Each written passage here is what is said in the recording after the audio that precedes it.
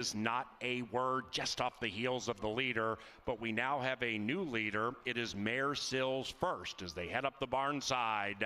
Complete reset. They're 10 lengths from front to back, 7, 10, 3, 8, 9, 2, 6, 1, 5, 4, and they're chasing Mare Sills first and Leslie Mowing, who pulled a big upset during the first 2 days at Canterbury Park's 2025 season. In second, Baby Doll Peach to the outside of Kerbandi Oro, 2.5, 3 clear from Overcast, who's looking for sunny skies in the winner's circle, 5 lengths out of it to the outside of Not a Word. Up on the edge is making a sweeping move, 4 wide from 6th up to a joint 4th. Then we come back to Megan's Bay. Megan's Bay tracking that one, about 5, 6 out of it, but being pushed on to do so. Then we come to Cherbourg to the inside of Roseview, and the one in last is CC's Heart, and the one in first is Mare Sills first. Mare Sills first is still first at 10-1. Up on the edge is trying to run by that one to the outside. Behind them is Baby Doll Peach jumping around. 7-1 to decide it. Mare Sills first from up on the edge. Mare Sills first, too good. It's a 10-1 upset, 7-1-10 in race 3.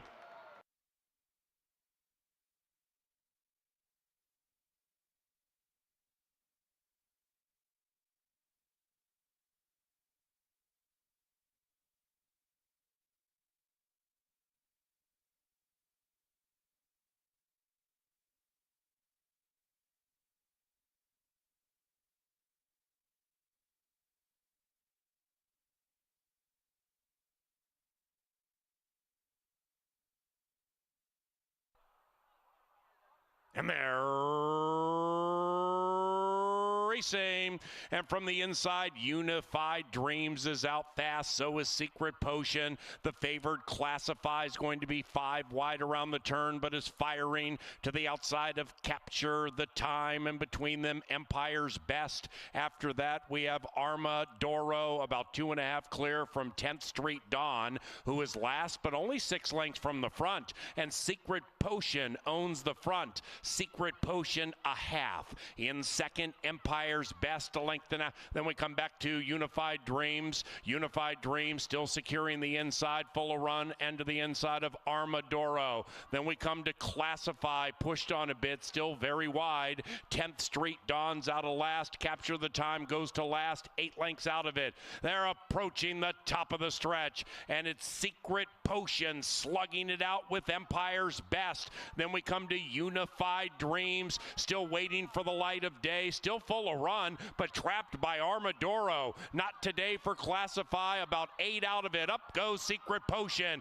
Up goes Secret Potion. Unified Dreams gets the light of day and sprints clear. Unified Dreams at 8-1. Perfectly ridden, much best. Unified Dreams put a nightmare on the rest of the field.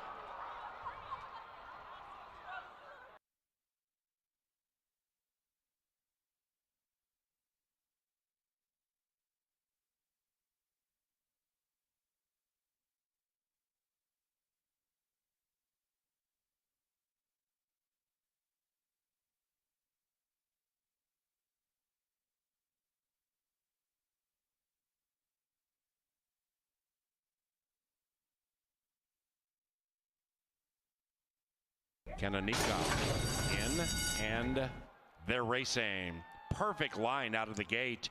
Peyton's Beauty is looking for the early lead at 6-1, and Peyton's Beauty grabs the lead.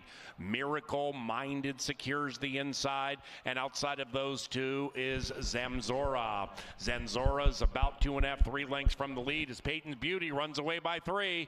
Peyton's Beauty now by 4. After that, Melania T securing the inside, 5.5 lengths from the lead, and to the inside of Bango Gal on the stretch out in turf debut. Then we come back to Kentucky Starlet next to the rail. Raytastic off the layoff, 8 out of it to her outside. Kentucky Starlet's making a mid-race move, splitting 2 and 3 to be 4 lengths from it. After that is La Canonica, just about 7 lengths from the lead. They're sardined into the far turn, and they're chasing Peyton's Beauty, who's been calling the shots every step of the way. Miracle Minded flashes out of the crowd nicely at 11-1. 1. Miracle Minded tackles Peyton's Beauty. They're 2.5 clear from a shaken up Melania T. After that, 2.5, 3 lengths back to La Canonica, and that one is about 6 lengths from the front, which now belongs to Miracle Minded. Outside, Melania T's extending the strides and trying to put the pretty white face in front. Peyton's Beauty fights back nicely on the inside. Melania T from Miracle Minded. Melania T prevails. It's 2-1-4 in race 5.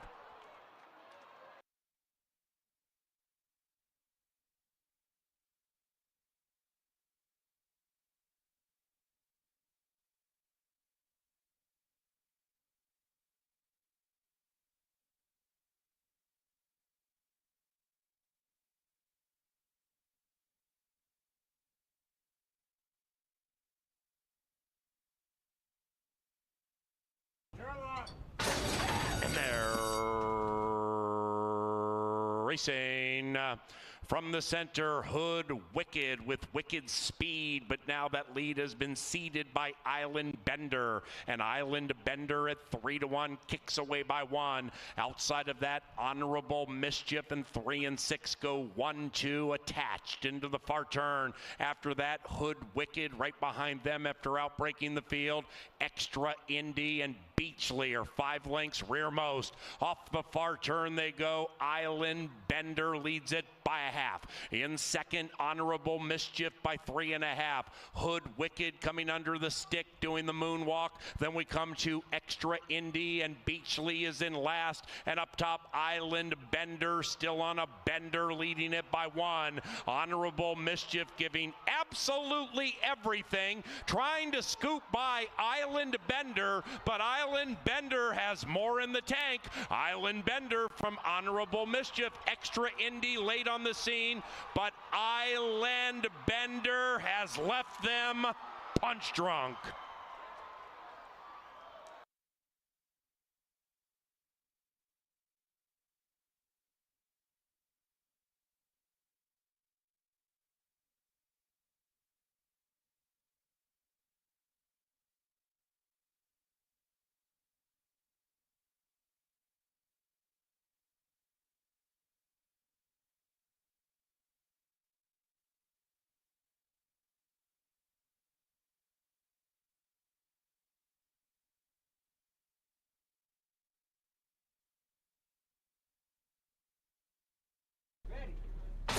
And they're racing. Perfect start. A Rose and Wine, per usual, out of the gate quickly. Bold Intention in her turf debut as speed, but Noel's Angel is faster than her and puts the head in front.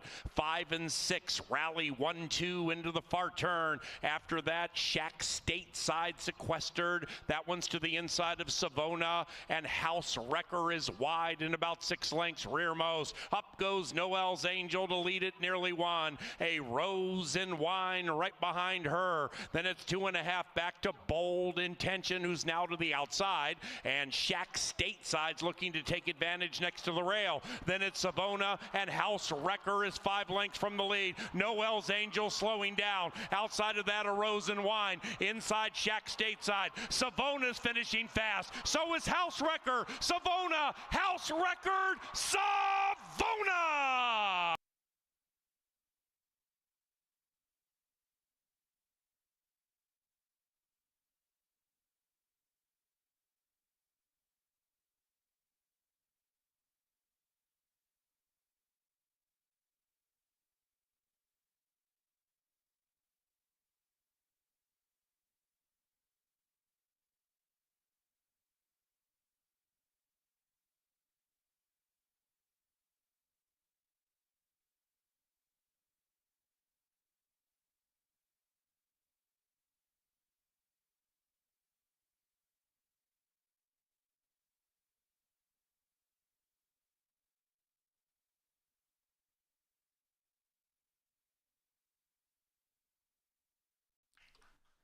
Ladies and gentlemen, please rise as Miss Victoria Corgi leads us in our national anthem. Oh, say, can you see by the dawn's early light what so proudly we hailed at the twilight's last gleaming, whose broad stripes and bright stars through the perilous fight o'er the ramparts we watched were so gallantly streaming, and the rocket's red glare, the bombs bursting in air, gave proof through the night that our flag was still there. Oh, say does that star-spangled banner yet wave o'er the land of the free and the home of the brave.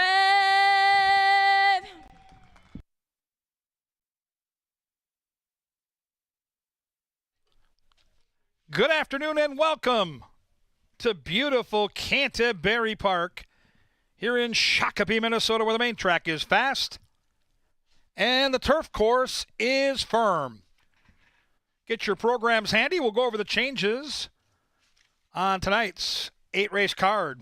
The lid lifter, race 1 starts the early pick 4, and there are no changes in race 1.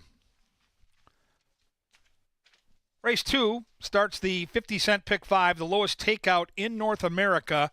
Play that pick 5 every race day, most often starting in race 2. In that second event, scratch number 3, Even Pandura. Race 2, take out the 3.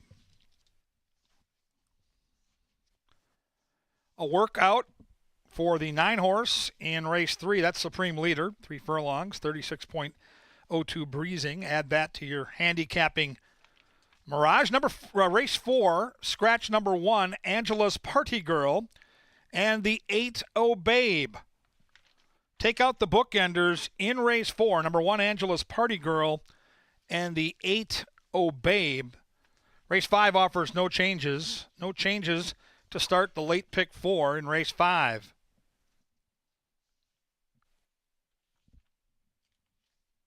Final pick 3 starts in race 6 this afternoon. Take out number 7, Carson Bay. Race 6, scratch 7.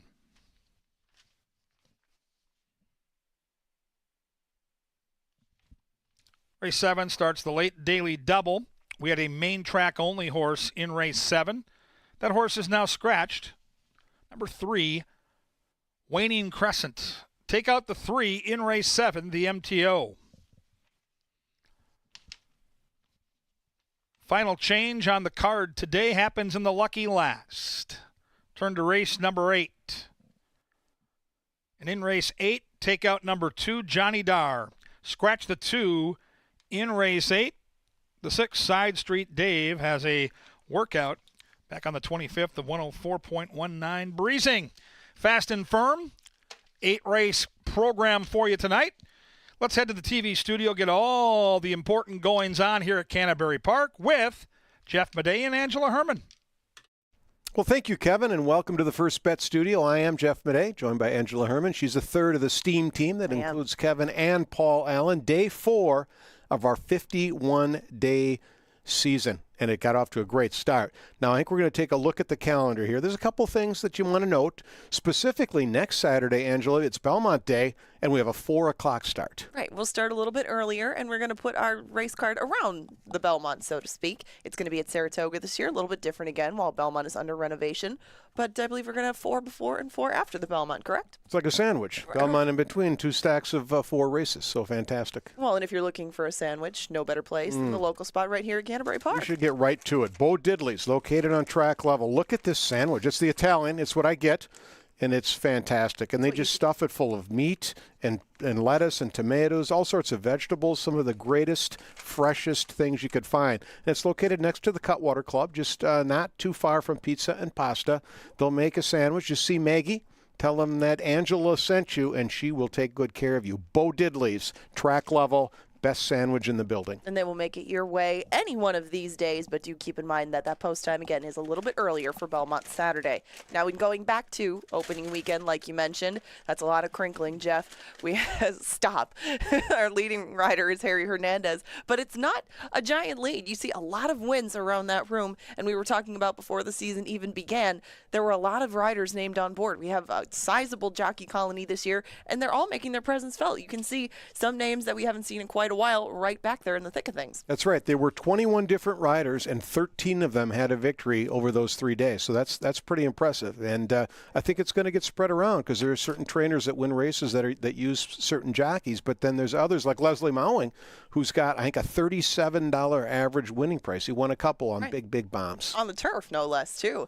And he utilizes some of his horse's speed that maybe hasn't lasted at other tracks. It always plays a little friendly that way up here on Canterbury's, especially turf, when it starts to dry out later in the season. Over to the trainer side of things, a tie atop the standings, but certainly a lot of bullets still coming from the top 2 barns. And you mentioned ROI and Santiago Tranquilino. He had a very short-priced winner, but has brought in some prices in the past. Already 2 wins from 4 starts on the meet. I have a couple of horses from the barns actually just beneath there with 2 wins as well on some winners this week too. I don't expect this to really have a standout right away, but at the moment, just 1 separating the top 5. We had 40 different trainers, 15 of them won, but it's good to see the Tranquilino barn win because they had a rough go last year. It took them a long time to win a race, and right out of the box, he's got 2 victories. So that's cool, and that speaks to spreading that money around. Yeah, it's fun to see the top trainers win races, and we like all of them, but this is a business, and you also need to be able to pay your bills. So spreading the purse money around throughout the jockey colony and through the trainers and owners is just good for business. So Mac's going to win his races. There's no denying. I got him on 2 tonight at least. But it's good to see some of the smaller barns also have victories. There's the Belmont Stakes. We talked about that. It's next Saturday.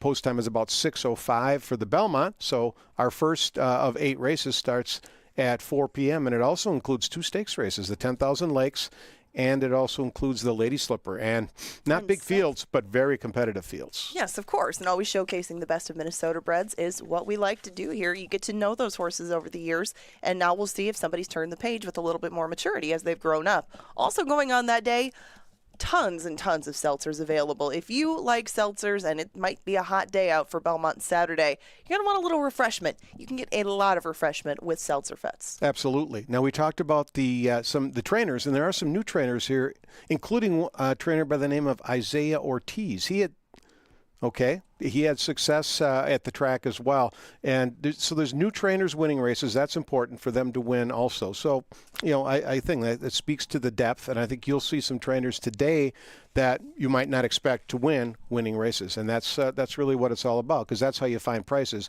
Because generally, the top trainers go at short prices.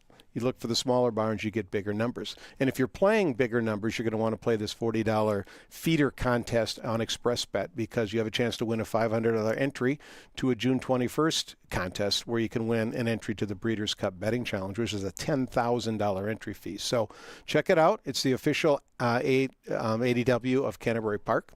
It's expressbet.com. Well, and if anybody is unfamiliar maybe with the format of this or of any of our feeders here in-house, kind of what is the format for some of these feeders, and how do they go about maybe calculating some sort of strategy? Well, so this feeder here, and they have them each of the first 11 days of racing leading up to June 21st. It's a $40 entry fee. 20 of it goes to the prize pool. 20 of it is your live bankroll. You're making 5 $2 win place bets. That gets you to 20. You get to keep whatever happens to that money, and they have one winner for every 25 entries, so it's based on your final bankroll. So you're going to want to have prices. You can't just play the favorite in every race. It's very difficult to win because someone finds a 5, 6, 7, 8, 10 to 1, and they leapfrog right over you. So you've got to search for value, which you should be doing anyway, right? I mean, you've got 8 races to choose from tonight. You're only playing 5 of them. So if you find a race where you think the 3 to 5 can't lose, well, don't play that one. Skip that one in the contest. You certainly can bet it outside, but use strategy like that. Try to find horses you like at prices. There you go. And if you were going to bet some win-place wagers anyway,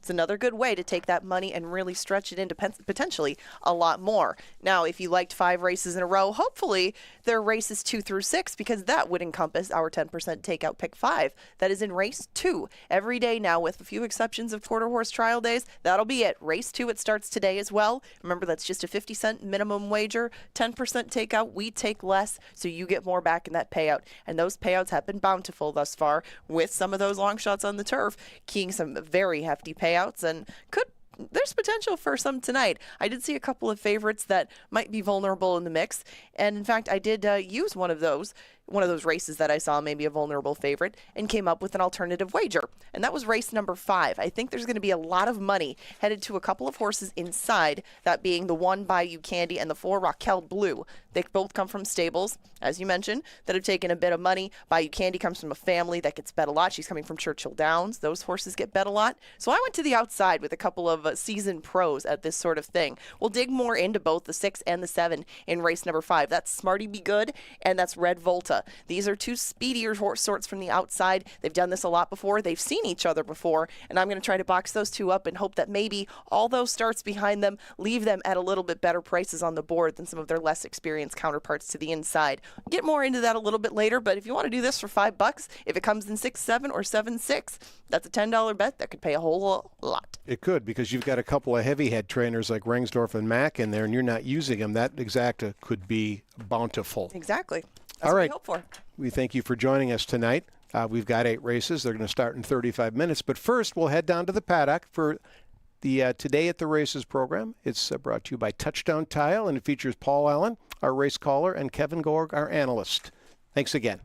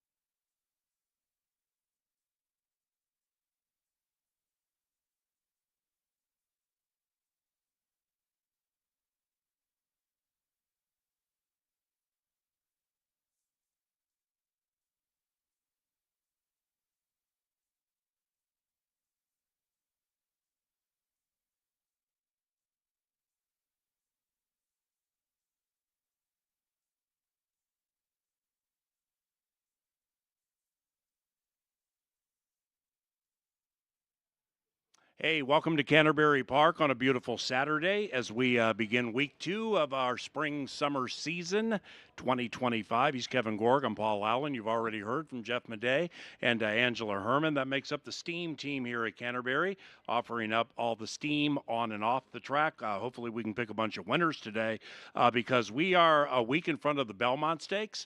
And as you may have heard Jeff and or Angela mention, next Saturday at Canterbury, we start at 4 o'clock. Now, the Belmont Stakes, with Sovereignty winning the Kentucky Derby and Journalism winning the Preakness, no chance for a Triple Crown sweep this year. But you've been excited for this Belmont Stakes for several days, haven't you? And good afternoon. Good afternoon. Yeah, I can't wait for next Saturday. I love that the Derby and Preakness winners are likely going to meet up. I love that a horse named Baeza, who had a tough trip in the Derby and ran third, likely goes in this race. Probably going to be 7 or 8 at Saratoga next Saturday. To me, Triple Crown races are the absolute bomb. I love watching them. I love betting them. And next week when you come to play Canterbury, we're going to run 4 live races starting at 4 o'clock. Break for the Belmont. We'll all bet the Belmont, watch it together, and then we'll have the last half of the card with the next 4 races. And some of those races we will run next Saturday at Canterbury, assuming the weather is good, will be turf races. More on that momentarily because it's maybe an under-the-radar opportunity for you guys to make a little money today. But through the first 3 days of racing here at CBY through Memorial Day, we ran 22 races, and we have a bevy of new riders here. So like the leading riders, Harry Hernandez, wasn't here last year, but was here a couple of years ago. So Daniel Vergara had 4 victories with limited mounts. 22 races with a bevy of new riders. And think about this, we're going to race today and tomorrow, so you only have 15 races today and tomorrow. And that means with the limited racing, these riders are tooth and nail and really giving some horses some good rides to try to get that money.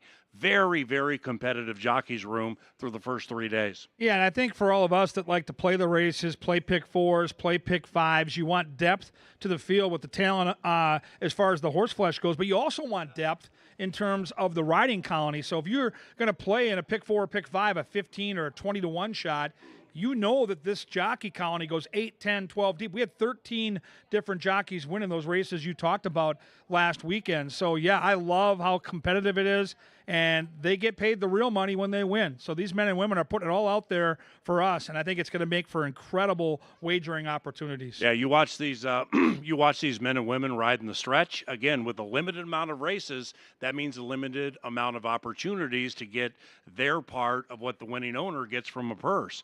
Watch these stretch runs. I mean, they are going all out to get whatever they can with whatever placing. It's been impressive.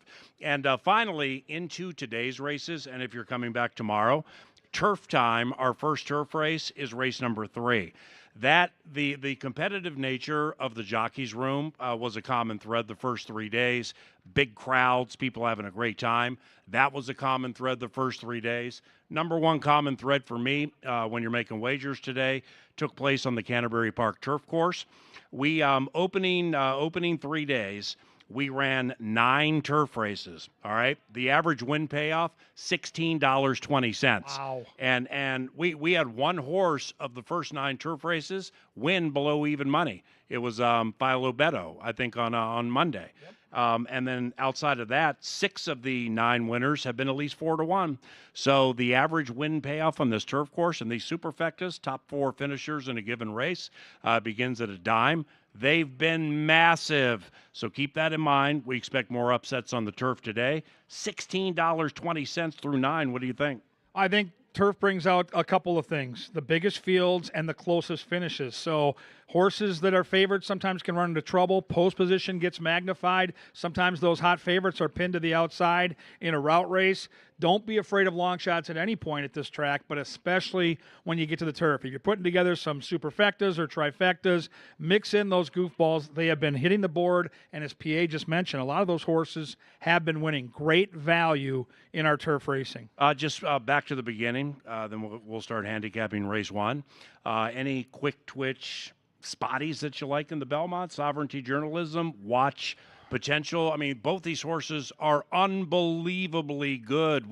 There are a couple of 3-year-olds that are like, you can tell if they continue racing, they're going to be age-old, stakes-winning, They're awesome. big-time horses. Anything you like in the race? Well, I'm going to try to beat him. And here's my theory. I think journalism probably proved last time that he's just on top of his game, the trouble he had in the Preakness. But it's 3 races in 5 weeks. To me, if you're ever going to beat this guy in the fair and square, it's probably this time. Sovereignty beat him. He got the better trip. He had I think, the right momentum at the right time and shadowed him and got to come on the outside when the pace was super hot. And the further back you were, I think the better in the Derby.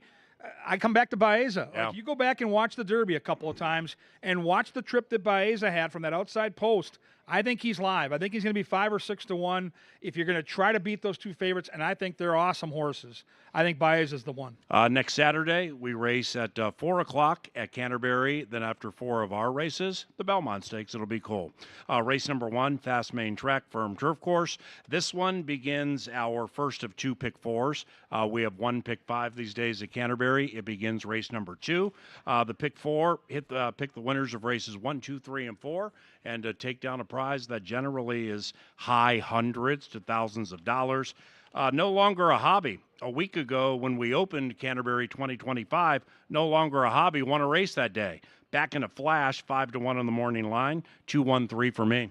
Yeah, really cool race. These horses have all been running Beyer speed figures in the upper 60s and into the 70s. I think the inside 2 are probably going to be the speed of the race, and that's really where the rubber meets the road when you handicap a race like this. Is the one or the 2 going to get loose, or can somebody reap the benefits? I believe the 5 reaps the benefits. McGeorge with that hot pace. I love Jermaine Bridgemahan in a route race. We know how good he is on the turf. He's going to have to take back here, let the inside horses do that dirty work. He's a horse that's won 4 of his last 6. Ships in looking to get that money for Ty Garrett. 4 to 1's a fair price as well. I'm going to go 5, 2, and 1. Yours comes from the New Mexico circuit. Mine comes from the Texas circuit. I picked several horses last week who came from Lone Star or Sam Houston. Can't remember how well they did, but that's kind of new. I mean, we'll see some from Texas. We'll see some from New Mexico. What's that circuit like? Circuit's competitive, and I think it's certainly on par with our racing here, and I think the edge that these horses have, and I look at a horse that I'm touting in race 1, is the fitness angle. I really like horses early in the meet that have had a couple of races under their belt. I think it matters. The workouts are great, but coming off the bench is so hard when you're facing horses from out west or horses in from Tampa that are all legged up, so that's why I went with this horse. Race number 2 and scratch number 3, even Pandora.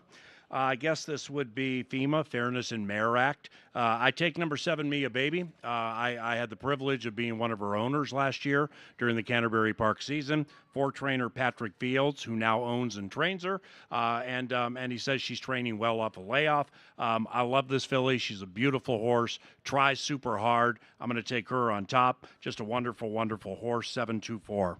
Yeah, I don't like taking horses off the bench, but I'm going to do it right here. The horse hasn't raced since December, but I love the amount of pace that she gets to run it. We watched her last year. Paul, she tried every single time. Like, if the race flow was against her, if she was in over her head, which she was a couple times, she always was competitive, always seemed to get a slice. And now I look at this race, and I see the 2, who's all gas. The 4 is all speed. The 5 is all speed. And the 8, childproof from outside, has to go. Mia Baby's going to get the benefit of all that pace up front. I think Kelsey can sit back and she can pounce late. I've got Kelsey on a good night tonight. So, Mouse, get to that cash machine. Get that voucher loaded up. I go 7, 4, and 8. Number 2, Celtics Wildcat, the one I took in second. Angela, 3rd member and most significant member of the Steam team. You'll see her in the paddock analyzing. She took Celtics Wildcat on top. I'm not mad at that pick at all. I mean, Celtics Wildcat came from Nebraska last year, raced about a year ago, June 1st, crushed by 3 and change, came back a couple of weeks later, won 3 in a row. So Celtics Wildcat, I mean, the mare's 8 years old. So, she's run 35 times, 8 years of age. She's super fast. She could win here. She can win. I wonder about the other pace in the race. Yep. That last half furlong, I think she's going to be vulnerable. I think all the speed. I don't see anybody fast enough to really break free here. So to me, it's going to be who gets the trip, and I think Kelsey with Mia Baby can maybe make the last move the right move. Now, the third race is our first turf race, and we have no scratches or rider changes. If you just joined us for the touchdown tile today at the races, Kevin Gorg, Paul Allen, and we mentioned with these turf races through the first 9, through the first 3 days here at Canterbury this season, the average win payoff, $16 and change. So we've had upsets galore, first, second, and third in almost all of our turf races. One of the winners paid $51. So don't be afraid to open up not only pick 4s, but pick 5s, trifectas, and superfectas when you're playing these turf races. I like number 9, Supreme Leader. Who do you like and why? Well, when I handicap the race, it's clear to me the 8 and 9 are the 2 best horses on paper. Commissioner Oscar and Supreme Leader have knocked heads with some of the best turf horses here. They've got the best turf figures. But I'm going to tell you, I've talked about it for years. Turf racing's about 2 things, saving ground and saving energy. And so if either one of those horses can overcome that outside post and get to the inside and save ground, they're likely going to win. But again, I look at Kelsey's horse here, Outlaw Run, who's been a complete dog on the main track, 0 for 13, hasn't been competitive on dirt, comes in from Oaklawn Park where they don't have a turf course. The form is all muddied up. I look at her turf starts, 5 times on the Canterbury turf, 4 wins. And this is the horse that last year won at a huge number on our turf course. I like the inside post. I think the 2 at 10-1 is a wild card here. I'm going to mix the horse into my exotics. 8 and 9 are the 2 best horses, but I think 2 gets the best trip. So I got the 2 on top. And see, the cool thing with the turf course is, I mean, they're definitely in those 9, unless Leslie Mowing on Monday. Yep. Went wire to wire, basically wire to wire. But like horses jumping out, opening 1, 2, 3 length leads, they're not cinches on this turf course. Some of them are getting run down, which means you like Outlaw Run, you can win from off the pace. That the hotter the weather gets, the less rain we get. That's going to even out a little bit. That's why striking that iron while it's hot, that's important right now, right? It is, and here's a race where your point might be proven out. The 6 or the 7, Papa Nico's Boy, looks like Lone Speed. In from Chicago for Joel Byrne. Roman rides, not going to be the morning line at 12-1, but I think a horse that's going to be loose on the lead. I don't know in turf racing if loose on the lead at this distance is going to guarantee anything. I think you're going to see horses falling right behind that one, including that 2 horse I touted with Kelsey, who's got a lot more speed than he's been showing at Oaklawn. Interesting race to handicap, wide open race, and a really fun one. I think the horse that gets the trip gets the money. Now the 4th race, the bookenders, 1 and 8, have been scratched. Angela's Party Girl and Oh Babe, both out of this race. It's going to be 4-3-7 for me. It was difficult picking against Valhalla Vixen. Hasn't run since March, comes from Oaklawn, running against better than this, at least most, and looking to win 2 in a row. I ended up with Chaparita, and really the reasoning is what's going to be perceived conditioning here. It's not like early March to where we are late May. Is that long of a layoff? Chaparita's looking to win 2 in a row. Comes from a circuit that is not as ballyhooed as Oaklawn, but also was just claimed by Joe Roberts. And in the early part of the season, looking at some of these claims Joe makes, specifically one last week where he got the horse for like 5, 7, something like that, made like 30, lickety split. He's doing a good job with these claims. So he's had Chaparita now off the claim in early May from Miguel Angel Silva, and this one looks to win 2 in a row with some early speed. I'm going to take Chaparita first. How'd you end up with Valhalla Vixen, and what else do you like? Yeah, I didn't have Valhalla Vixen in my top 3 in my original look at the race, but what a significant scratch. The 1, Angela's Party Girl, who was the speed horse that was going to, I believe, make Mac's horse extremely vulnerable. You scratch the 1, that just changes this race so dramatically. I think the 4 gets a great trip, probably the only other speed that's even close to Valhalla Vixen, who looks and feels like Lone Speed here. So I've got it 3-7-6. I see your 4 angle totally. I think either single the 3 here, or you play 3 or 4 horses and hope this horse gets beat at around even money. Race number 5 begins the pick 4 by Moosey. The pick 4 on the final 4 live races. Race number 5, back to that turf course with those nice mutuals being paid through the first 9 turf races. Angela likes number 6, Smarty Be Good. I'm on number 7, Red Volta. You have a little bit of a class play here as they go with maidens, right? Yeah. IU Candy, Kentucky Downs. purse, 180 grand, 99. Then we go to $100,000 maiden claimers at Churchill, unseen since last year, but that must be it, right? That's the bloodlines, too. I've seen this. Tony Rangsdorf's got some Bayou horses in his barn that love the turf sprints here at Canterbury. She's obviously faced significantly tougher competition. I thought the 1, 4, 6, and 7 all had a pretty legitimate shot. But in maiden races, I just think the quality of competition she's seen, you got a new hotel. Rengsdorf's over 20% wins when he gets new stock, and Quinones shows up here. I don't love the post. I don't love that inside spot. Not a lot of room for error for the Q.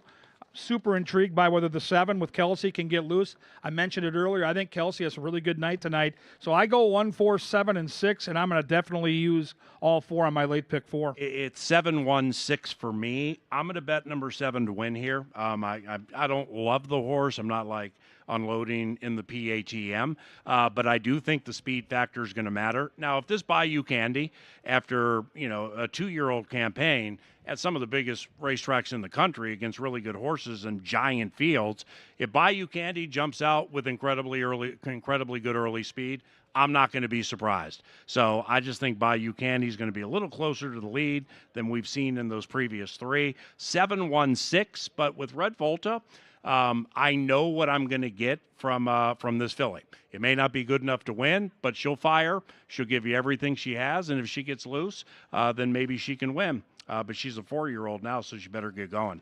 7, 1, 6 in race 5, the upset-laden turf course. Now, the 6th race, scratch number 7, Carson Bay. For those of you new to Canterbury, haven't been here in a little while, we run races at 7 furlongs these days. So that's going to be on the southwest side of Canterbury, just adjacent to the Wild Horse Saloon. That's where they start. Turn, hit you fast. And number 9, Can't Resist It, is in the race because of the scratch in number 7. That's big that this horse got in, right? Huge. Again, critical scratch of Carson Bay. And Erica Murray had a live mount there. Do note that if you want to learn a little bit about being a jockey at Canterbury, Erica's going to join me in the paddock before race 4 to talk all race riding, Canterbury, some inside scoop on the trends and how the track is playing. You won't want to miss that before race 4 with Erica Murray. I thought she had a really live horse here, but with that scratch, the 9-horse draws in and looks like Lone Speed. Double H, Harry Hernandez, as good as it gets at getting a horse clean and clear out of the gate. I think the 9 is loose.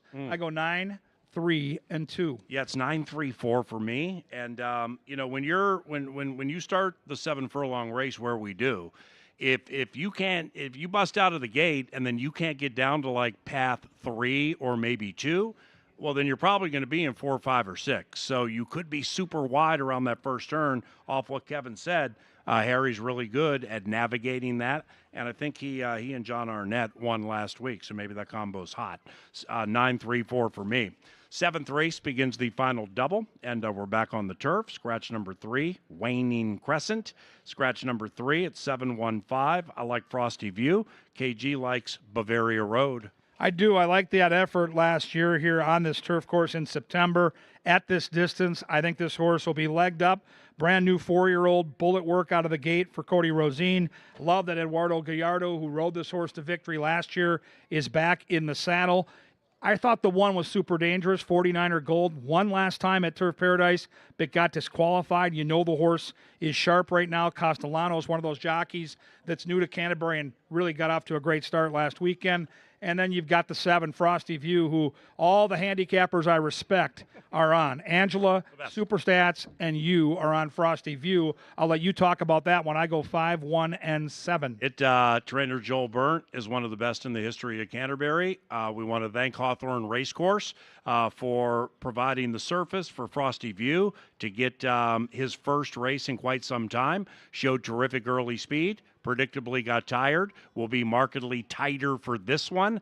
And I think Frosty View has a pace preference and advantage over the rest in the field. So I'm going to take Frosty View first. I will have a win bet on this one at 3 to 1 or above. 7, 1, and 5. We wrap up festivities, 4th day of racing at Canterbury, our 2nd Saturday. Scratch number 2, Johnny Dar. Johnny Dar is out. Catholic Guilt. Catholic Guilt Number 7 is the top selection for Kevin and Angela. I take Last Martini. Yeah, listen, Catholic Guilt's my strongest opinion on the card. I'm going to single this horse in the back end of my pick 4. I went to a Catholic grade school in Savage, Minnesota, St. John the Baptist. I'm going to go back to my roots here. I'm going to go with Catholic Guilt to wire them outside post. I got the right jockey in Double H. I acknowledge the 5 being the late danger. Last Martini always comes with a run, but I go 7, 5, and 4. Well, if your horse happens to get caught in the purgatory of the stretch, Yikes. I'm hoping Last Martini makes you feel more guilty than you already do. Last Martini off the pace, ample pace to set up. 6 for 16, top 2 at Canterbury, 10 for 25, 15 for 25 in the top 3 at the distance. Last Martini has made over $100,000 at this distance. This is what the veteran does. And this is the track where the veteran wins. So I'm going to take Last Martini first, 5, 7, and 3. Thank you very much for coming to Canterbury Park. If you're going to come next week for the Belmont Stakes, we begin racing at 4 o'clock. Enjoy Kevin and Angela with the analysis from the paddock. I'll call the races for you. Thank you very much for coming out to CBY. Best of luck. Great timing.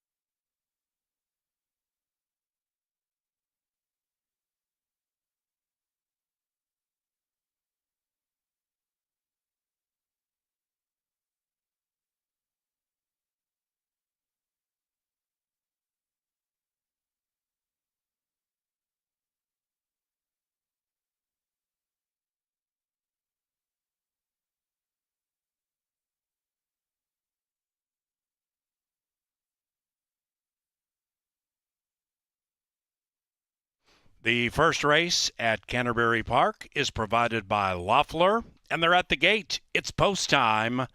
Post time for the first pick 4. Toma Todd 3-1. Prince Rama 2.5-1. McGeorge 3.5-1. Smaller field, wide open in the win wagering as they move in line.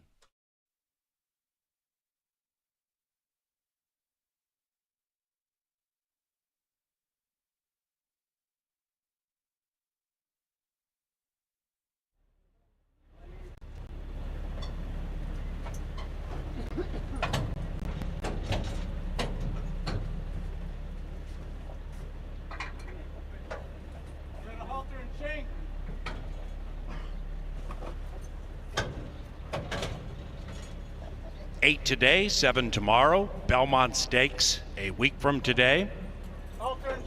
Prince Rama 2.5-1. Only Minnesotan in the race. Here they come. And they're racing. Oscar Quitos, our starter, and his staff with impeccable work as they all burst as one. Toma, Toto, and G-Rod looking to win 3 in a row on the early pace. And it's Toma, Toto striding away by 2.5. In second, Prince Rama, about a length and a half clear from No Longer a Hobby, who won here 7 days ago, 6 lengths out of it. 2.5 clear from Mount Zarar. That one is now 7 out of it. They race in single file. It's 1, 2, 4, 3, 6, 5. The one whipping up the rear, McGeorge, about 12 out of it. Up the barn side in the first on a beautiful Saturday in Shakopee. Toma, Toto slowing down a bit and picking it up is No Longer a Hobby, and now 1 and 4. They race out 2.5, 3 clear from Prince Rama, same distance clear from Mount Zurar. That one's in a bit of deep water, needing to give a lot more. And up goes No Longer a Hobby by an inch. Toma Toto fights back to the inside. Prince Rama getting an elite trip if good enough. After that, we have Supreme Dominance. That one's running on a smidge, 8 out of it, far clear from McGeorge. And they have a quarter of a mile to go. And the gray is No Longer a Hobby. Prince Rama, a menacing presence on the 3 wide side. That's it for Toma Tota. And right behind the leaders looking for the light of day, Mount Zarar now shifting to the outside. Meanwhile, No Longer a Hobby fights diligently. Prince Rama trying to not waste a perfect trip. Then we come to Mount Zarar, but Prince Rama and Harry will prevail at 2-1. It's 2-4-3 in the first.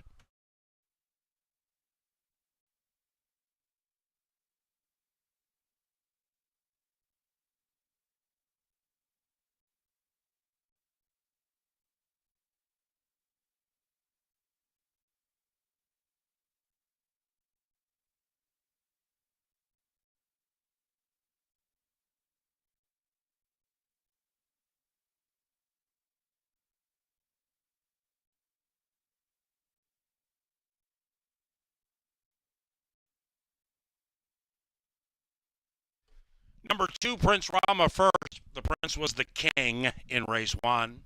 2-4-3-1 in 139.76. Those numbers are not official. Please hold all tickets.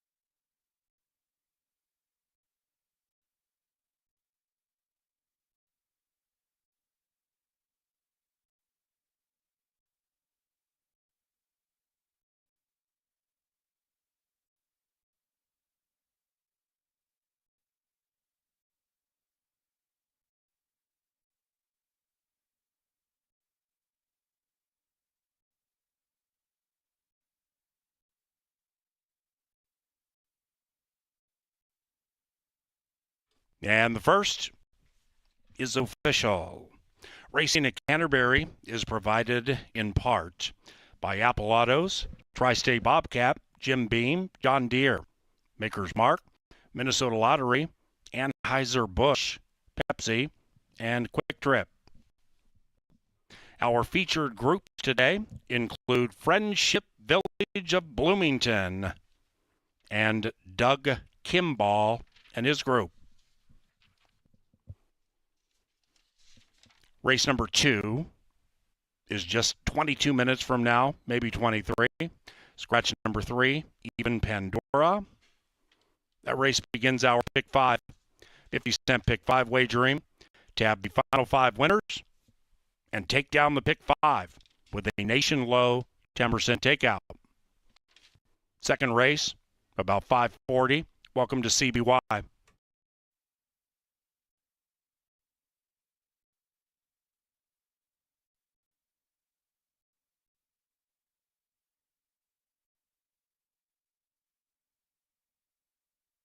The field's Minnesotan gets the plus part of the purse. Prince Rama and Harry Hernandez. The winning owners, Arundel Ranch, and the winning trainer, Tony Rangsdorf. Prince Rama is a 7-year-old, son of Expect a Lot out of Diwali, bred in Minnesota by Eureka Thoroughbred Farm.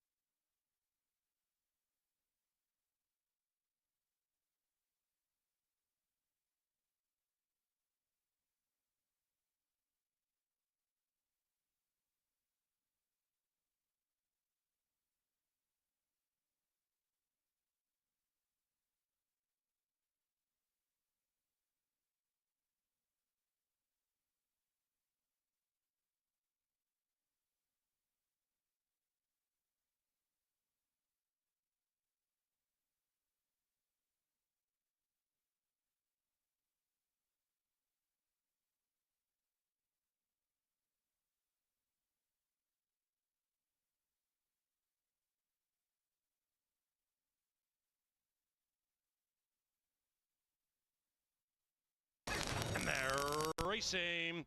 Oscar Quitos, our starter, and his staff with impeccable work as they all burst as one. Toma, Toto, and G-Rod looking to win 3 in a row on the early pace, and it's Toma, Toto striding away by 2.5. In second, Prince Rama, about a length and a half clear from No Longer a Hobby, who won here 7 days ago, 6 lengths out of it.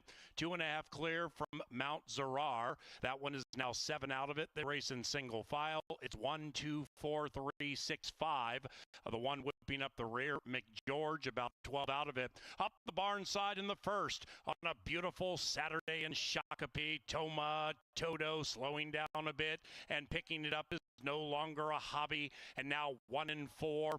They race out 2.5, 3 clear from Prince Rama, same distance clear from Mount Zerar. That one's in a bit of deep water, needing to give a lot more. And up goes No Longer a Hobby by an inch. Toma Toto fights back to the inside. Prince Rama getting an elite trip if good enough. After that, we have Supreme Dominance. That one's running on a smidge, 8 out of it, far clear from McGeorge. And they have a quarter of a mile to go. And the gray is No Longer a Hobby. Prince Rama, a menacing presence on the 3 wide side. That's it for Toma Tota. And right behind the leaders looking for the light of day, Mount Zerar now shifting to the outside. Meanwhile, No Longer a Hobby fights diligently. Prince Rama trying to not waste a perfect trip. Then we come to Mount Zerar, but Prince Rama and Harry will prevail at 2-1. It's 2-4-3 in the first.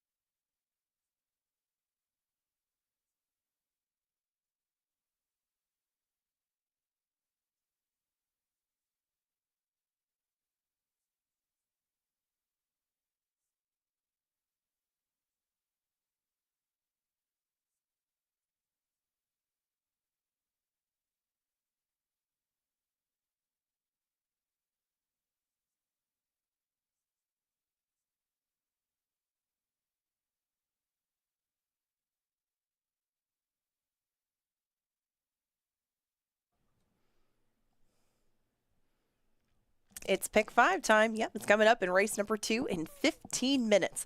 Remember, this is a 50-cent wager, and it's only 10% takeout. We take 10%. The rest goes back into paying out this pick 5, and it ranges from races 2 through 6. That's a ticket that I've put up on the screen right now. Going 3 deep in race number 2. I was thinking about maybe adding the child-proof in here, but I do end up with 2, 4, and 7. My top pick being Celtics Wildcat. She's 7-1 right now, and there's a lot of speed in here, but I did take a couple of speedsters, including Taking It All, as well as Mia Baby, who could really benefit from all of the pace that's lined up in here if they get the trips that they would ideally like in this spot and make for a very, very quick pace. I took a couple of closers in the turf in race number 3 as well. Outlaw Run and Commissioner Oscar are the 2 that I used in this ticket. Both of them should be coming from pretty far out of it. I would imagine that Outlaw Run is going to be able to save a bit more ground, but Commissioner Oscar has run good enough races in the past where I think he could pick up another win on our turf. I did cut it down in race number 4, just Valhalla Vixen for me. She is so speedy and has been running very solid down at Oaklawn Park. There's not too many races behind her already. She has gained some more maturity from last year, and I think that she should definitely be the one that they all have to run down. I don't think they will in race number 4. Now in race number 5, we'll spread back out just a little bit. I alluded to the 6 and the 7 in the pre-race show as some horses that I would use in Exacta. That's Smarty Be Good and Red Volta. They will probably get different sorts of trips, but I wouldn't expect them to be too much different than the past that they've put up against each other, and they have met a few times in recent history. That we will look at a little bit later. And I did spread out in race number 6. That's another 7-furlong event. That one is tricky, and we're going to give you a little bit more in-depth info into 7-furlong racing, get you a little bit closer to the action for that one, but I did get a lot of coverage in there. 2, 4, excuse me, I'm so sorry, 2, 4, 5, 8, and 9 in there. I think the also eligible that drew in could be a big player in that 6th race. She has a lot of speed, and she did draw into that race. Now for more on this upcoming 2nd race, and of course more on the pick 5, Kevin Gord, what do you got?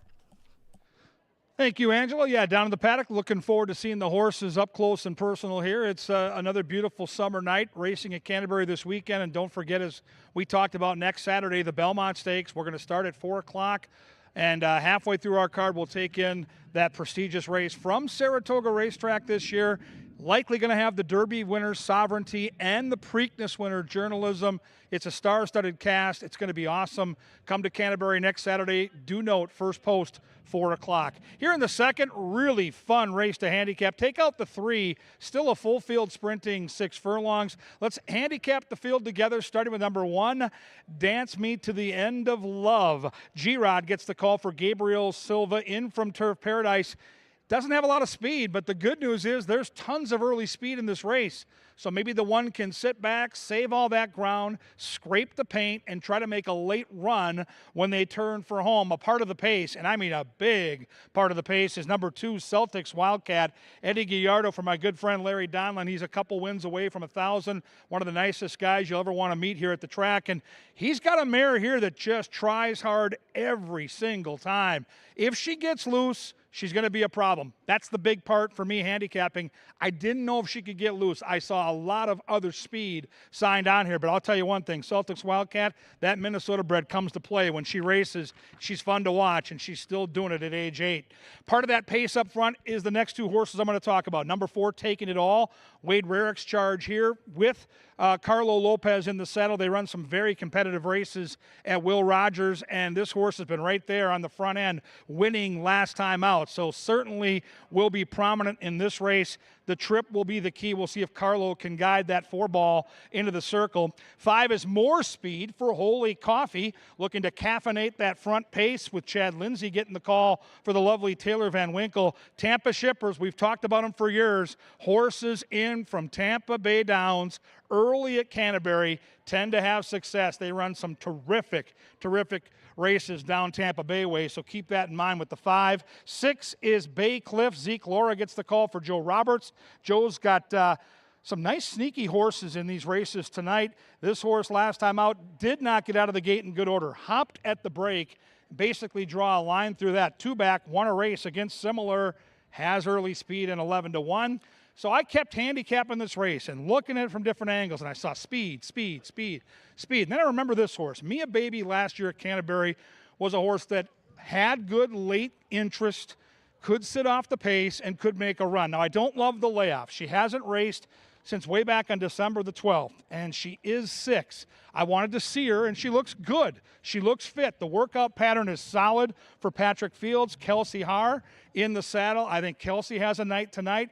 I think the pace is going to be honest. I think Mia Baby can come get the money and do so at a fair price. Number 8 is Childproof. Another Tampa shipper. Tim Padillo and Alonzo Quinones. Great connections. Outside attack post.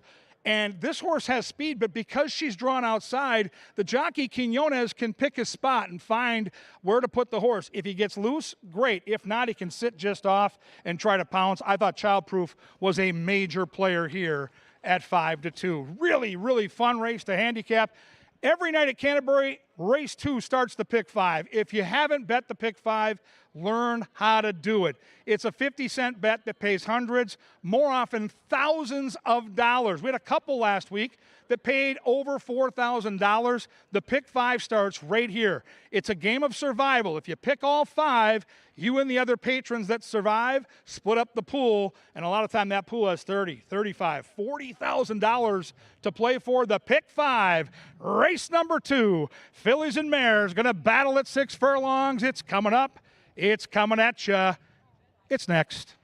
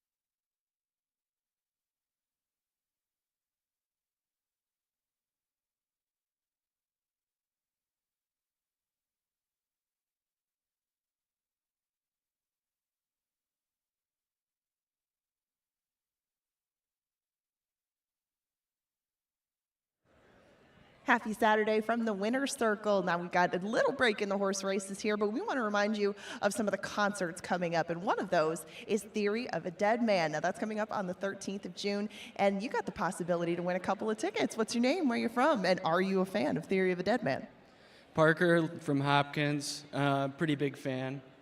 Then this should be a piece of cake for you. Now, we would normally have a trivia question where you name the song by the artist, but tonight we're going to do a question where you name the song not by the artist. Now, if anybody does know a lot of Theory of a Dead Man songs and wants to help you out, they can, but we're going to take a look at the tote board and see what the question is for tonight.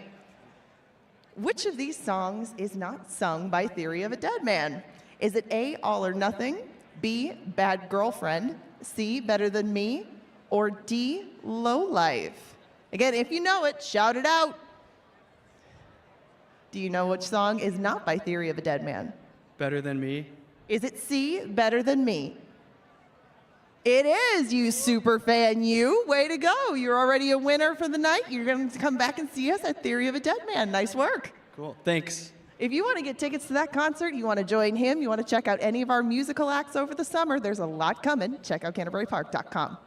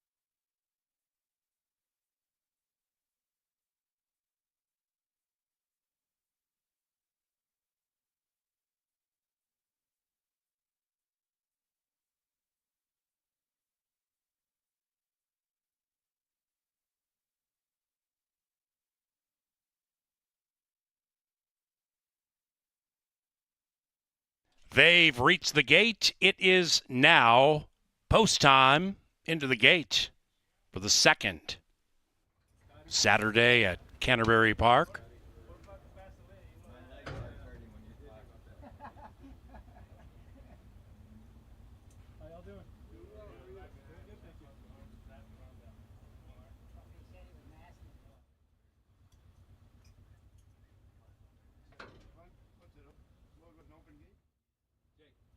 In line, Dan's Me to the End of Love.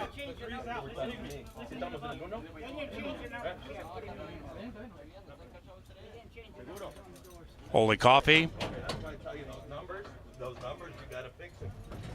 Dan's Me to the End of Love. Bakeliff. Celtics Wildcat, the speedy 8-year-old mare. The Siegley Lake family posse. Taking it all. Mia Baby. Child Proof. Last in line.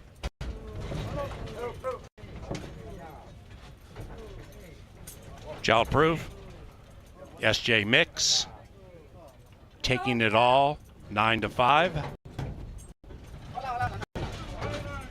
Here they come. And they're racing from the center, taking it all, is looking to take all of the winner's share of race 2 and taking it all, and Carlo Lopez stride away by 2. After that, Holy Coffee percolating to the inside of Child Proof. Mia Baby advances to the outside of Celtics Wildcat, veteran mare from off the pace. Then we come back to Bay Cliff, just lost about 3 lengths, 10 out of it, and 1.5 clear from Dan's Me to the end of Love. 10 covers them with 3 furlongs to go, and we have a lonely leader, and that leader is Taking It All. Taking It All leads it by 5. Child Proof. Next, that one's to the outside of Holy Coffee. Mia Baby off the layoff, 8 lengths from the lead, 2.5, 3 clear from Dan's Me to the end of Love. Out of last, Celtics Wildcat second last. Baycliff can see them all, and the one in hand and in command is Taking It All. Taking It All leads it by 3.5, maybe 4, definitely slowing down. Holy Coffee to the inside, Mia Baby and Dan's Me to the end of Love to the outside. Taking It All, a surging Mia Baby! Yes!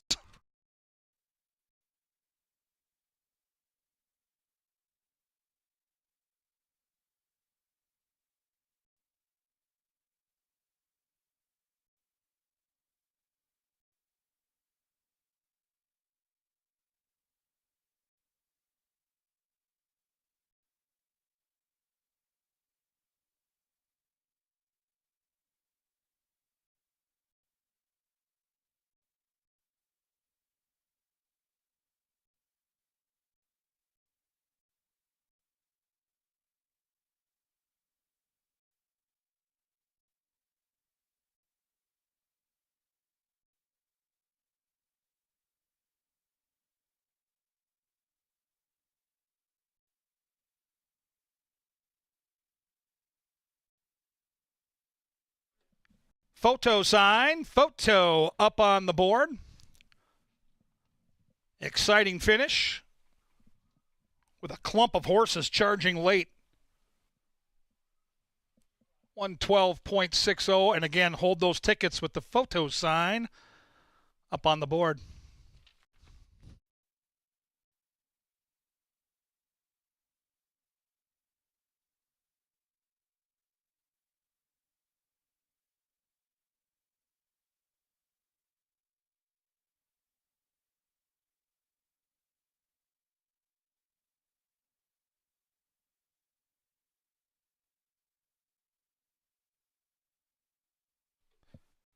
The photo sign is down. Here come the results. Race 2. The winner is number 7, Mia Baby. Jeff Maday's long shot touted 17-1. The one horse flies on for second. 7-1, 4 and 8. Soon to be official in a spine tingler at the park.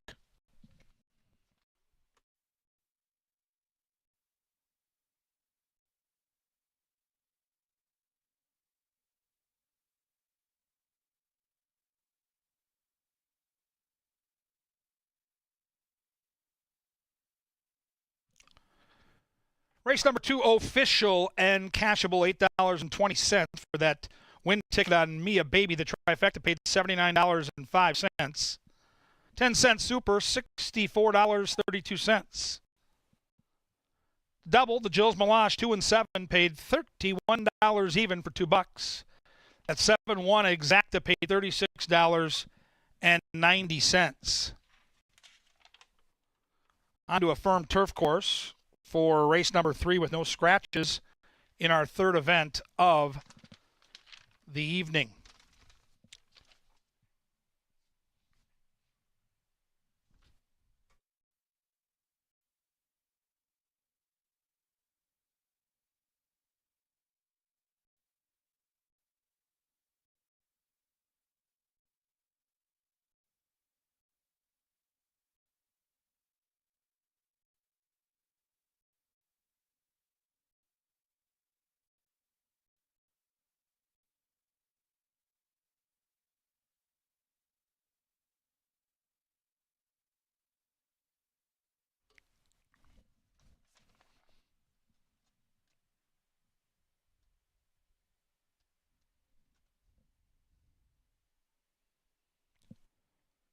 Mia Baby getting that bath for her toils on this sultry Saturday night.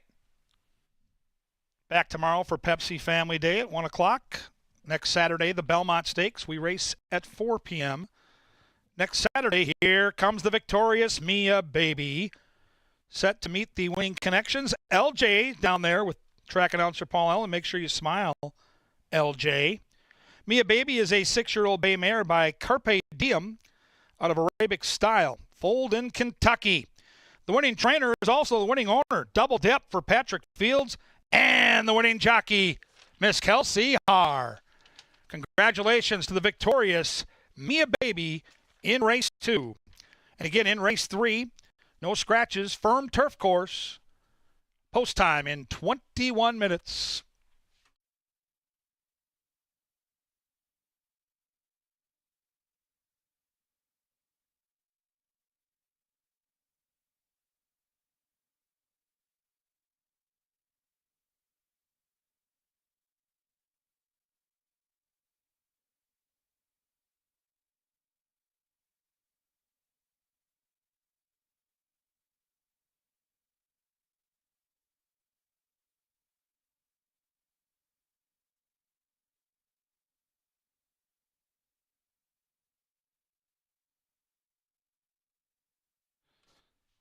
Throughout the season at Canterbury, in that winner's circle, if you see the victory bell taking a ring, that money goes to the backside chaplaincy.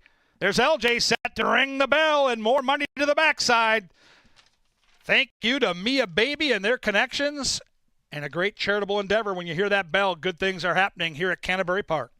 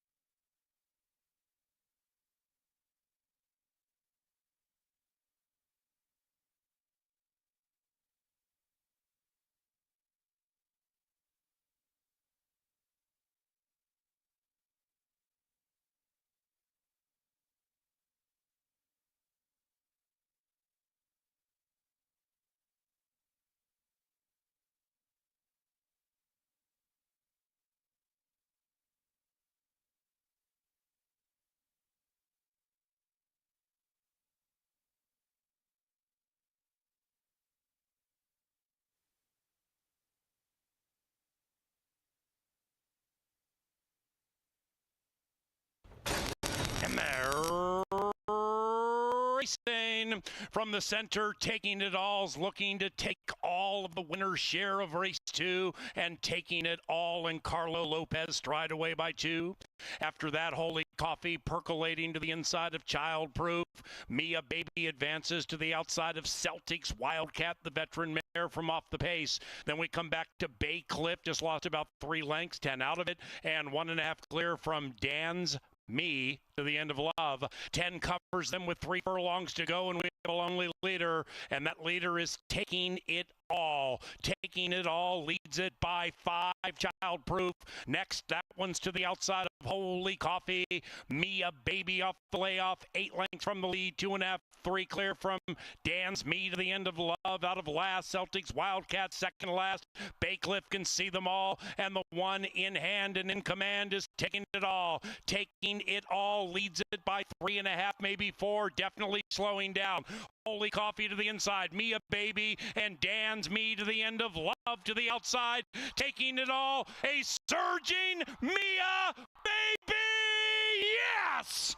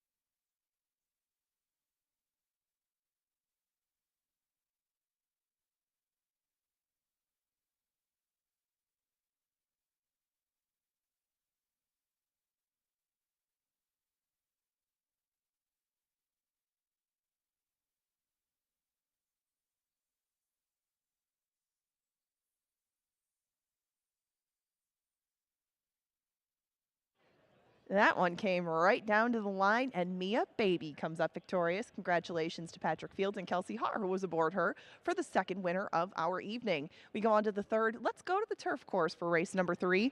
Got a little bit bigger group to get through this time. I don't have any changes to bring to you, so we'll start with the inside running Mr. Insensitive. This Minnesota bred has won once over this turf course, and that accounts for half of his lifetime scores. But that was a little while ago. You know, you have to dig back to last July to find that victory. However, Mr. Insensitive has more of a versatile running style than some of his competition, and that will definitely come in handy from the inside. He and Vergara should be able to save plenty of ground, and they are very square, 10-1 on the board. One of a couple that I used in my pick 5 is the 2, Outlaw Run. That's because Outlaw Run was very impressive and paid very, very well when he broke his maiden last year on our turf. Hasn't been on it from quite some time. We haven't seen him on the turf since September 19th of last year, but that's not an option at Oaklawn Park, and he's done plenty of running there since that time. He's done all of it at 2 turns with the exception of that seasonal debut, and there's been some muddy runs in there too. There's some races that you probably have lots of excuses for, and Outlaw Run has plenty of seasoning to him and gets back to the site where he's made a good amount of his lifetime earnings right here on Canterbury grass.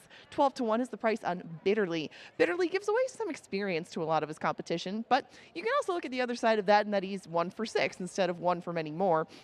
He is making a class drop too. This one was in Allowance Company at Turf Paradise, and prior to that was in Stakes Company, so I'm sure he'll appreciate this drop to Claimers again, and that's where he broke his maiden 4 back. That was sprinting on the dirt, though. The results haven't been quite the same on the turf, even though there is definitely pedigree for it, and Bitterly is going to be a good price if that's what you're in search of, and the price remains 12-1.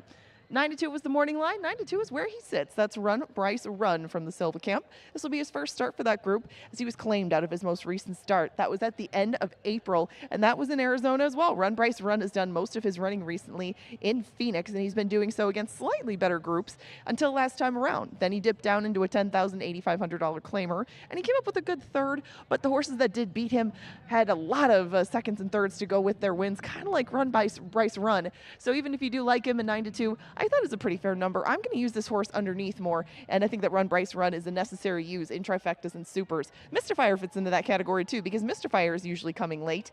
You do see the win percentage a little light, but lots of pieces to go with that, and Mystifier has made plenty of dough on this turf. This is his favorite site as well, and Mystifier, I think, will be a little bit closer, maybe than he's been in recent times at Hawthorne. Right now, he's 6-1. That is the one good thing about Mystifier. He's usually a healthy price on the board, and he is showing plenty of energy down here in the walking ring. Stuck in Snow just behind him is going to try the turf for his very first time. This is start number 20. It's a little surprising, but most of that running has been done at Oaklawn, not an option down in Arkansas. He makes a good impression down in the paddock too. Just behind him, Papa's Nico Boy looks pretty good out here, and this will be his first try over our turf, and his first try in a while going 2 turns. It's been a while since we've seen him do that. That was last October on the turf at Aqueduct. He did go a mile after that, but that's a 1-turn mile. Papa's Nico Boy should put some speed into the mix, which I would not expect from Commissioner Oscar. This is going to be my top pick just to his outside. This horse usually comes from pretty far out of it, and you would think the wide draw might make him do that as well. Alonzo Quinones will be aboard him, and Supreme Leader on the outside.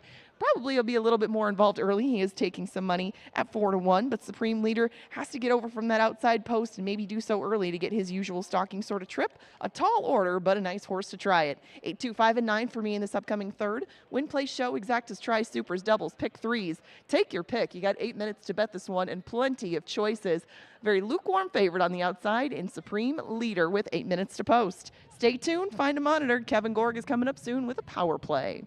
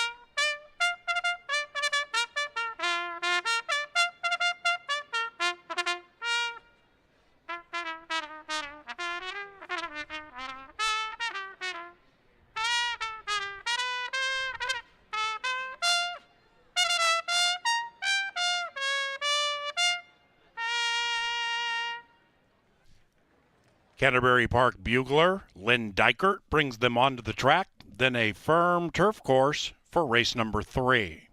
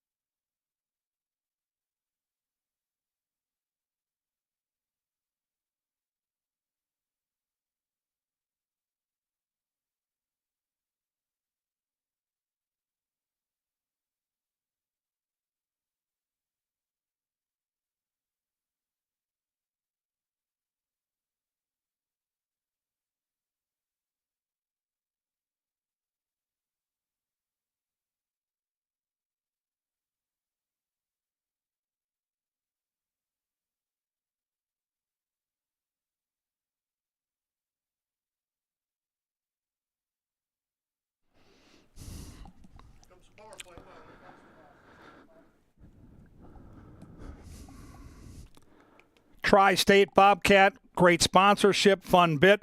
We call it the power play. We're looking to shoot and score for our third consecutive day here at Canterbury Park with the PP. Race 8, the lucky last. Don't forget that late pick 4 starts next race. You're going to want to take a look at the 7, Catholic Guilt. Let's handicap together. We're going to look at this race from last year when we get to the video portion of the program. A couple of nice breezes. Legged up down in Texas at both Sam Houston and Lone Star. One win but got DQ'd. Another win here. Has good speed. Has our guy Harry Hernandez, Tony Rengsdorf, a trainer we trust. But let's go back to September. Outside post today, so you better have some speed. And this horse used that natural speed to get to the lead at 13-1 last year. And let's watch what Catholic Guilt does when he's given the front end. Kelsey Hart does the rest. And this horse has speed to get position. Doesn't necessarily need the lead, but that speed's going to put this horse in the race. And from an outside post, very advantageous for Catholic Guilt in the last. I'll genuflect in the winner's circle with you. We'll cash bets as we single the power play, sponsored by Tri-State Bobcat. It's race 8, number 7. It's Catholic Guilt. Don't get shut out.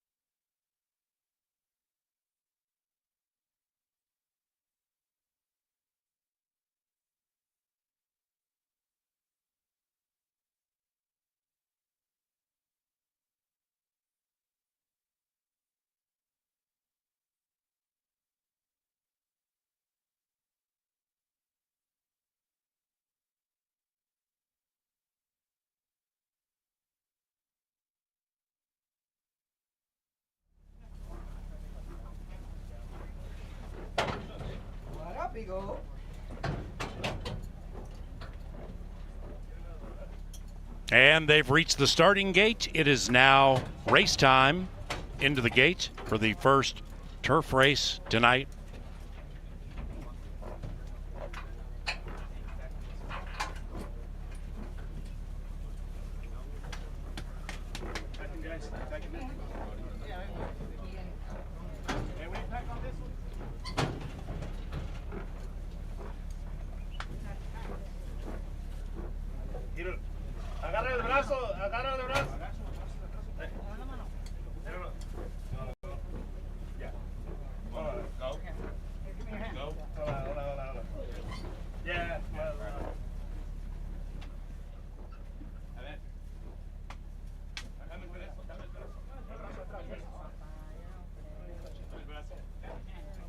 Waiting for Supreme Leader, Mystifier, and a stubborn Bitterly.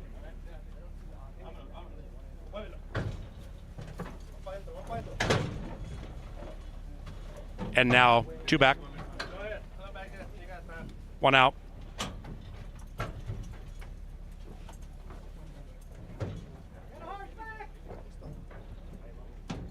Nine in a line. It's turf time. And they're racing. Bitterly comes out in very happy fashion at 24-1. Bitterly has a narrow lead with 1 lap to go, but that lead has been ceded by fellow long shot Papa's Nico Boy. This one is 13-1, and as they negotiate the first turn, Papa's Nico Boy leads at 1.5. Bitterly in tightly overtaken by Supreme Leader. After that, we have Stuck in Snow looking to avoid the moguls, and on the wide side, path 3, 4 out of it to the outside of Run, Bryce, Run. Then we come to Outlaw Run. That one is sequestered and advancing, 5 out of it, and to the inside of Commissioner Oscar. After that, Mystifier and Mr. Insensitive is last. Rather tightly packed into the far turn, maybe 9 covers them, and we have a solo leader in the shape of Papa's Nico Boy. That lead is 1 Supreme Leader. Inside of that, Bitterly comes under a ride. Commissioner Oscar's making a sweeping move. The Commissioner's on the move at 11-1. And behind that one, Run, Bryce, Run in a tough spot between them. Then we come to Stuck in Snow, 5 out of it. Outlaw Run, 7 out of it to the inside of Mystifier. Still nothing from Mr. Insensitive. And Papa's Nico Boy trying to say a wire-to-wire attacked by Supreme Leader outside Commissioner Oscar. Inside, even farther out, Mystifier. And between them is Stuck in Snow. Papa Nico Boy. Up goes Commissioner Oscar. The Commissioner lays down the law and wins at 11-1.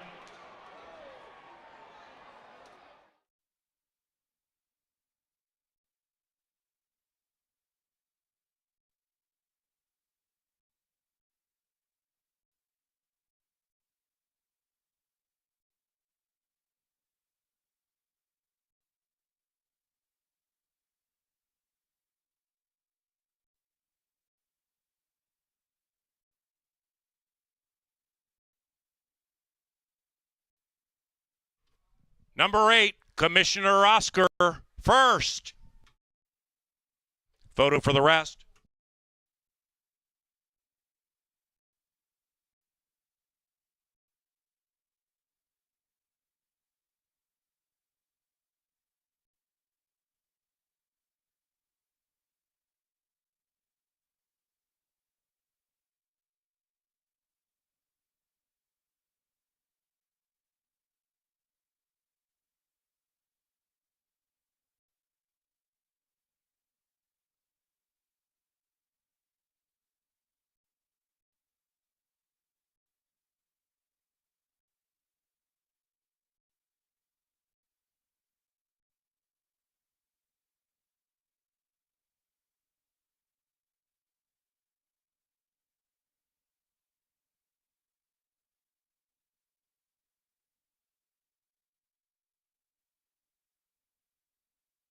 The numbers 8,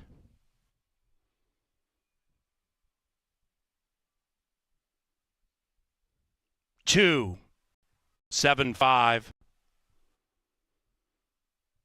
8275 in 136.09.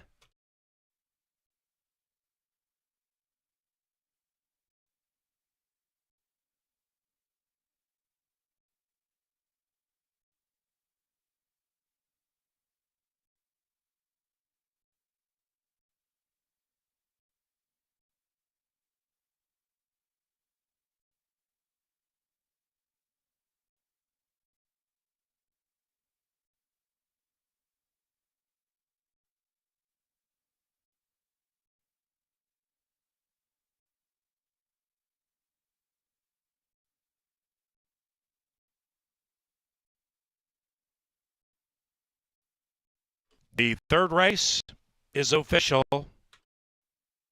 Another turf upset, more big payoffs.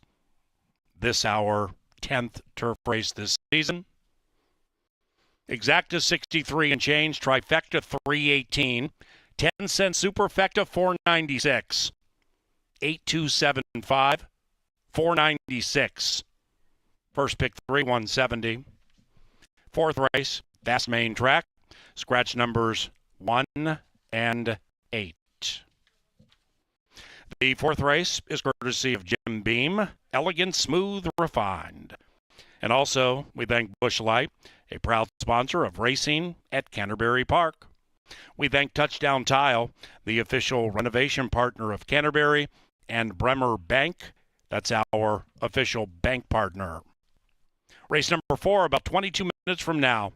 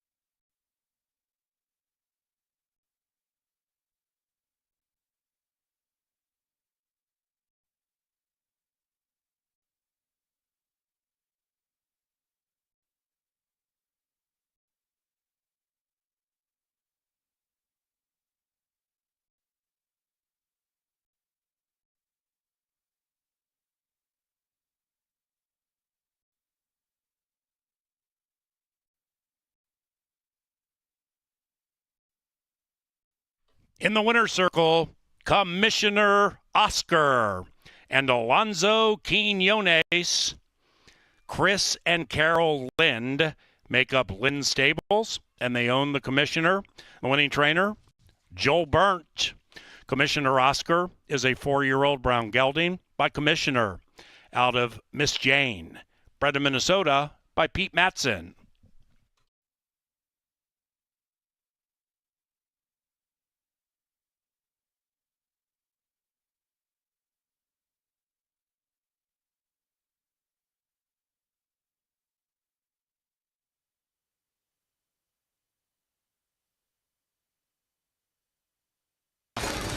And they're racing. Bitterly comes out in very happy fashion at 24-1. Bitterly has a narrow lead with 1 lap to go, but that lead has been ceded by fellow long shot Papa's Nico Boy. This one is 13-1, and as they negotiate the first turn, Papa's Nico Boy leads at 1.5.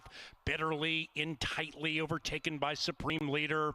After that, we have Stuck in Snow looking to avoid the moguls, and on the wide side, Path 3, 4 out of it to the outside of Run, Bryce, Run. Then we come to Outlaw Run. That one is sequestered and advancing, 5 out of it, and to the inside of Commissioner Oscar. After that, Mystifier and Mr. Insensitive is last. Rather tightly packed into the far turn, maybe 9 covers them, and we have a solo leader in the shape of Papa's Nico Boy. That lead is 1 Supreme Leader. Inside of that, Bitterly comes under a ride. Commissioner Oscar's making a sweeping move. The Commissioner's on the move at 11-1. And behind that one, Run, Bryce, Run, in a tough spot between them. Then we come to Stuck in Snow, 5 out of it. Outlaw Run, 7 out of it to the inside of Mystifier. Still nothing from Mr. Insensitive. And Papa's Nico Boy trying to sail wire-to-wire, attacked by Supreme Leader outside Commissioner Oscar. Inside, even farther out, Mystifier, and between them is Stuck in Snow. Papa Nico Boy, up goes Commissioner Oscar. The Commissioner lays down the law and wins at 11-1.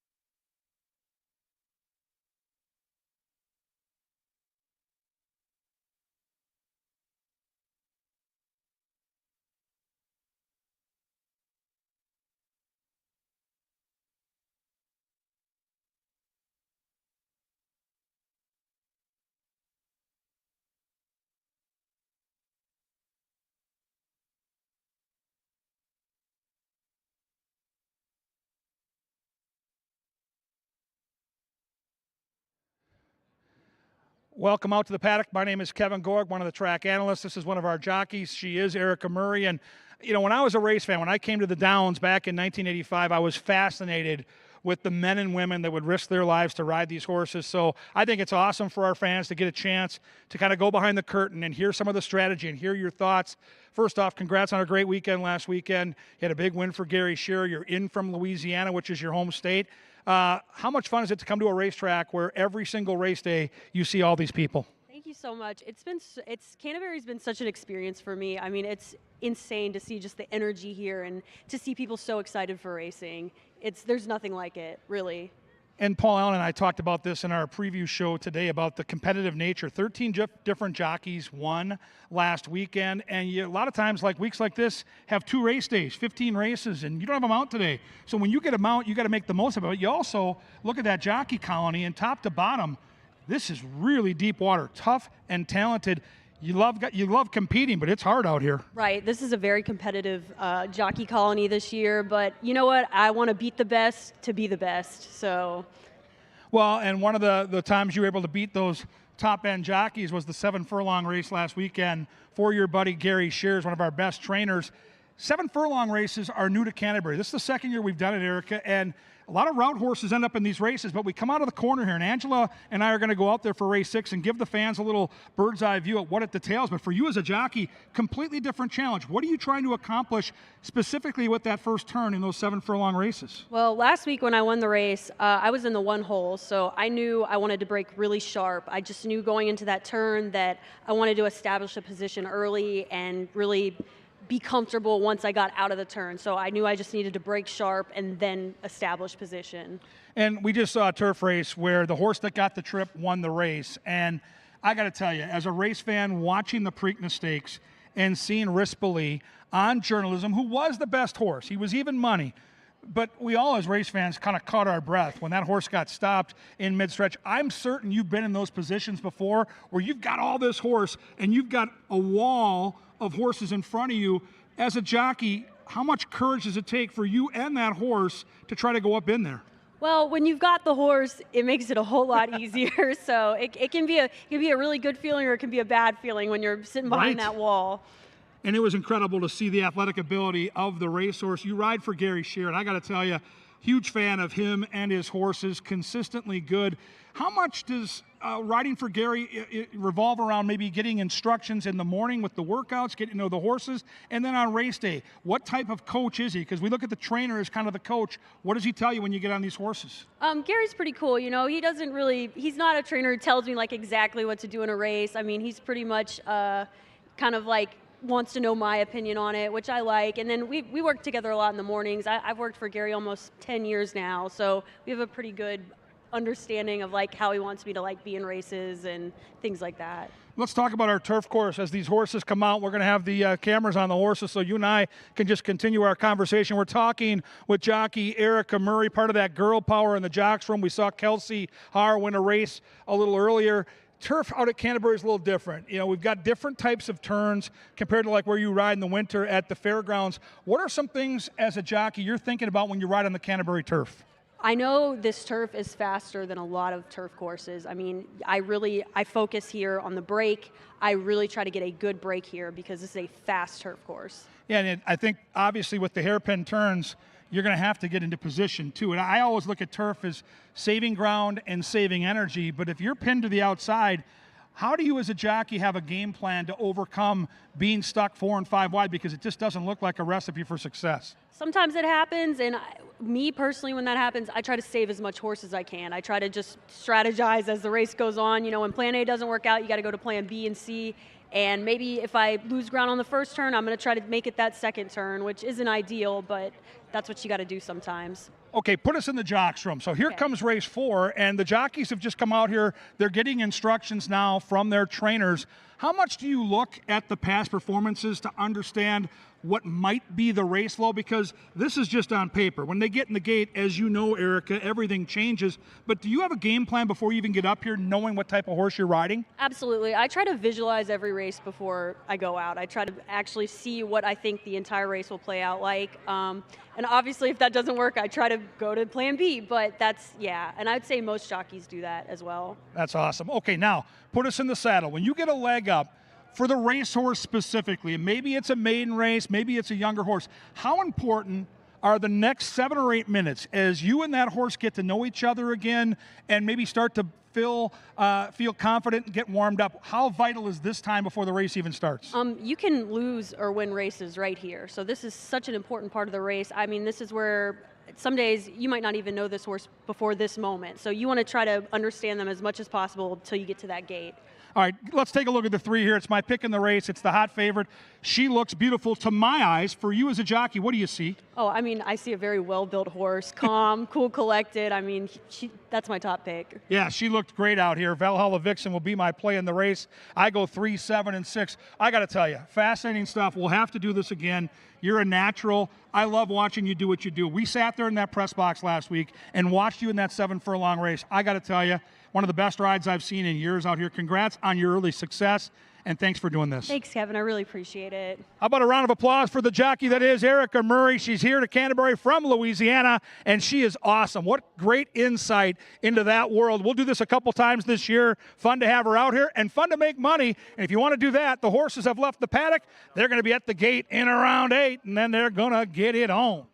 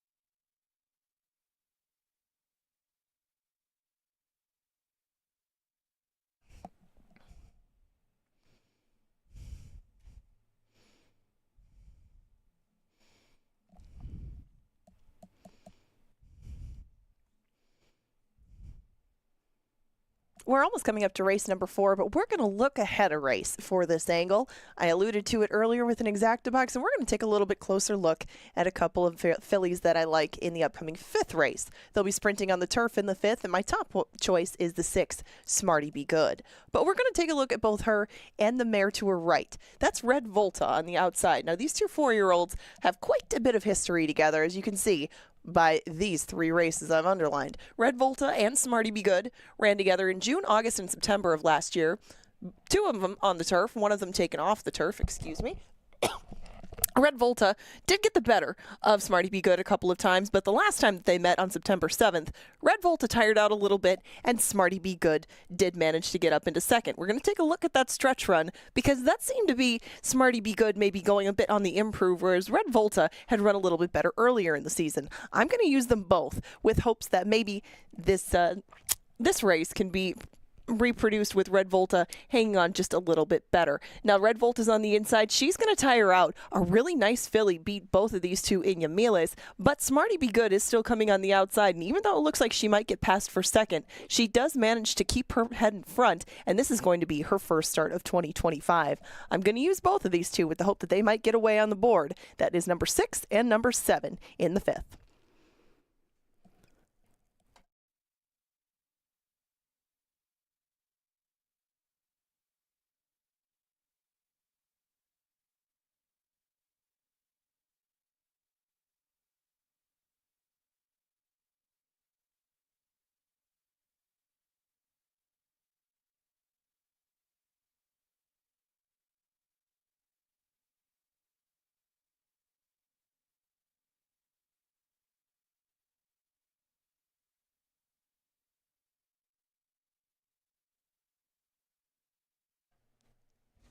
Score check from the Twins, top of the 2nd. Twins 2, Mariners nothing. Whoa!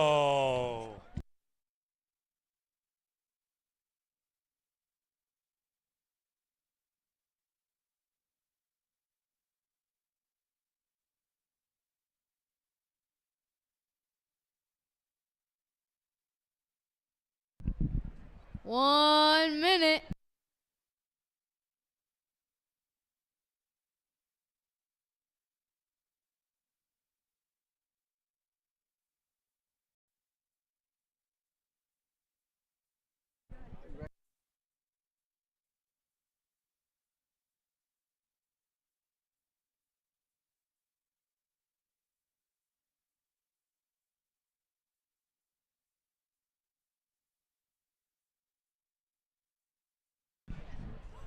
Approaching the gate.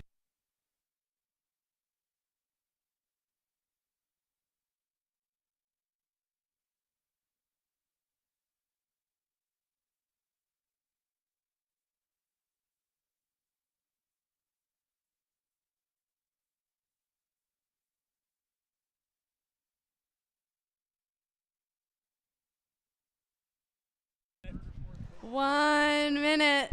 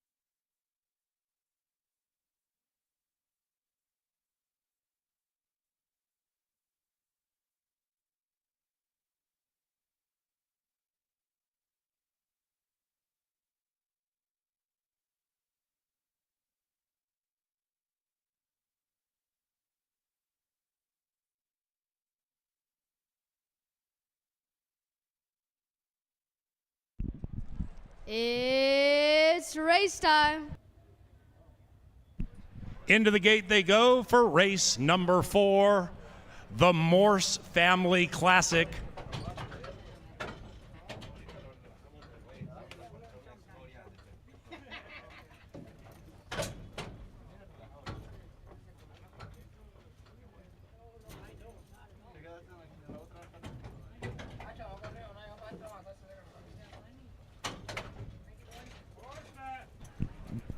Blueberry Eyes last in line.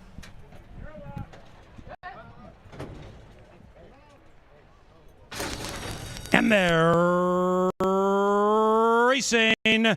Valhalla Vixen out of the gate very fast. The fillies in search of 2 in a row. Chaparrita also in search of 2 in a row at 8-1 is good to go. Then we come to Soundtrack. Soundtrack is right in that clump. So is Magic Chrome. And we have 4 Sardine by a length and a half in the Morse Family Classic. Hoodwinked Kate comes sneaking through to the inside of Soundtrack.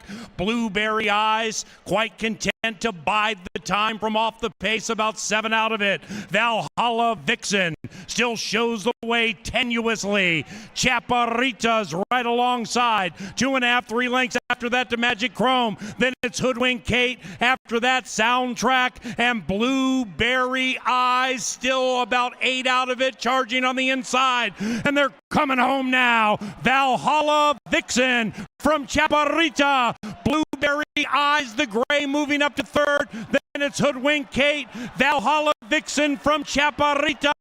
Valhalla Vixen has won 2 in a row.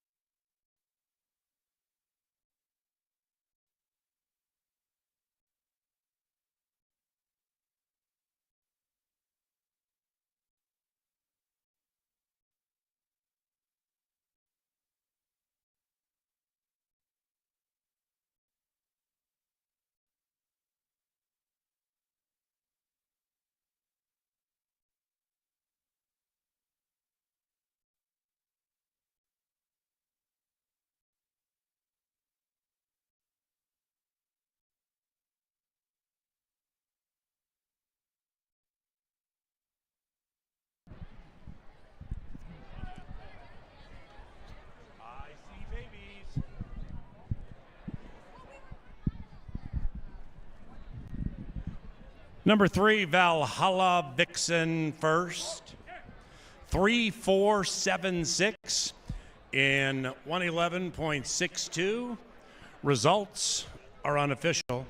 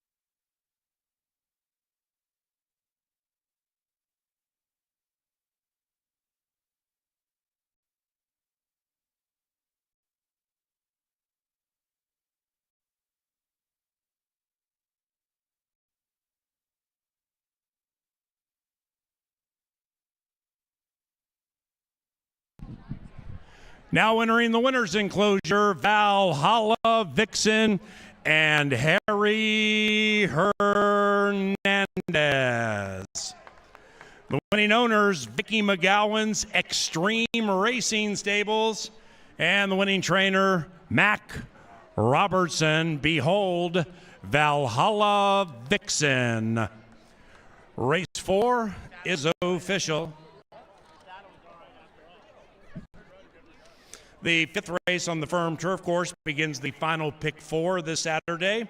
Race 5, the Ray Hashimoto, takes off 22 minutes from now. No scratches, no rider changes.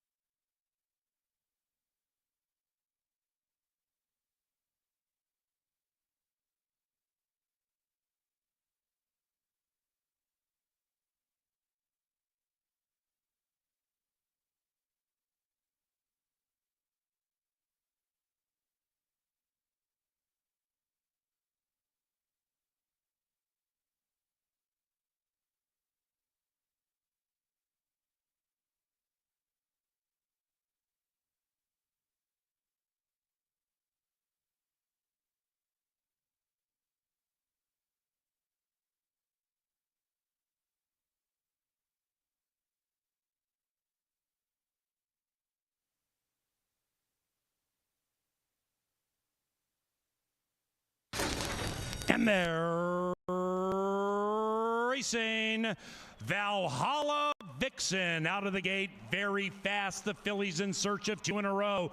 Chaparrita also in search of 2 in a row at 8-1 is good to go. Then we come to Soundtrack.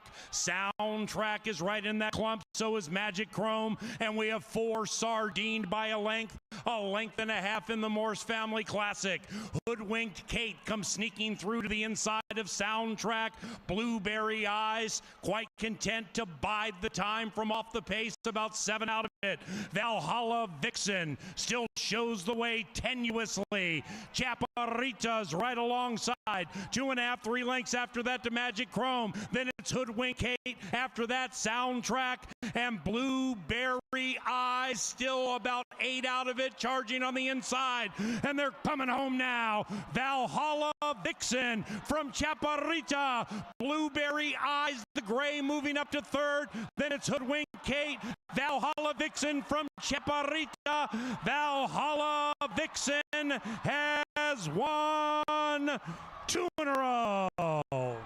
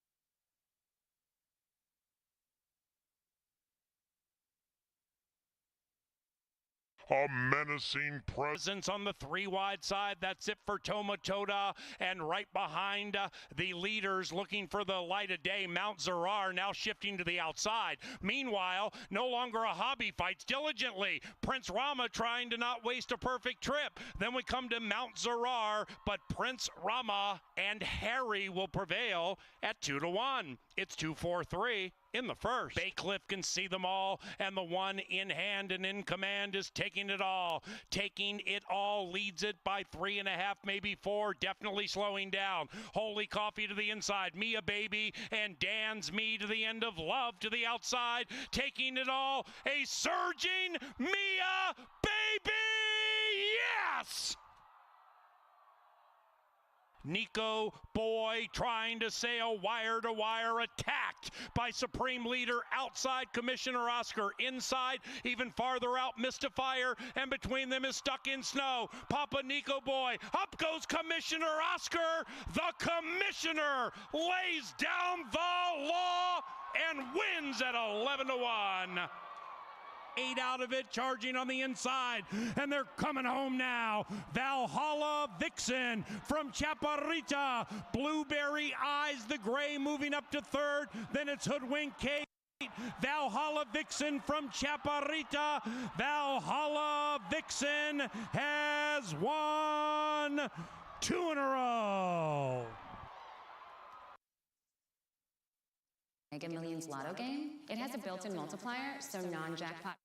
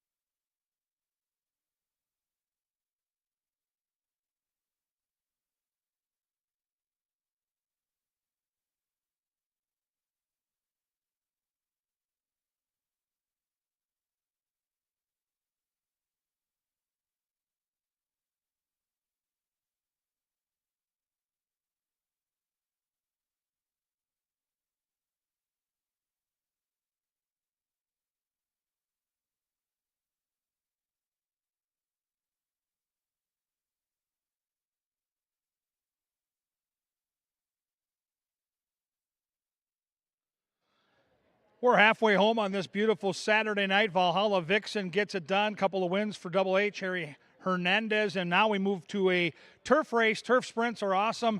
These are maidens. When you hear the word maiden, that means they've never won a race. They're looking for their very first career victory. And this looked like a very difficult handicapping assignment, which leads me to my first horse in the analysis here in the paddock.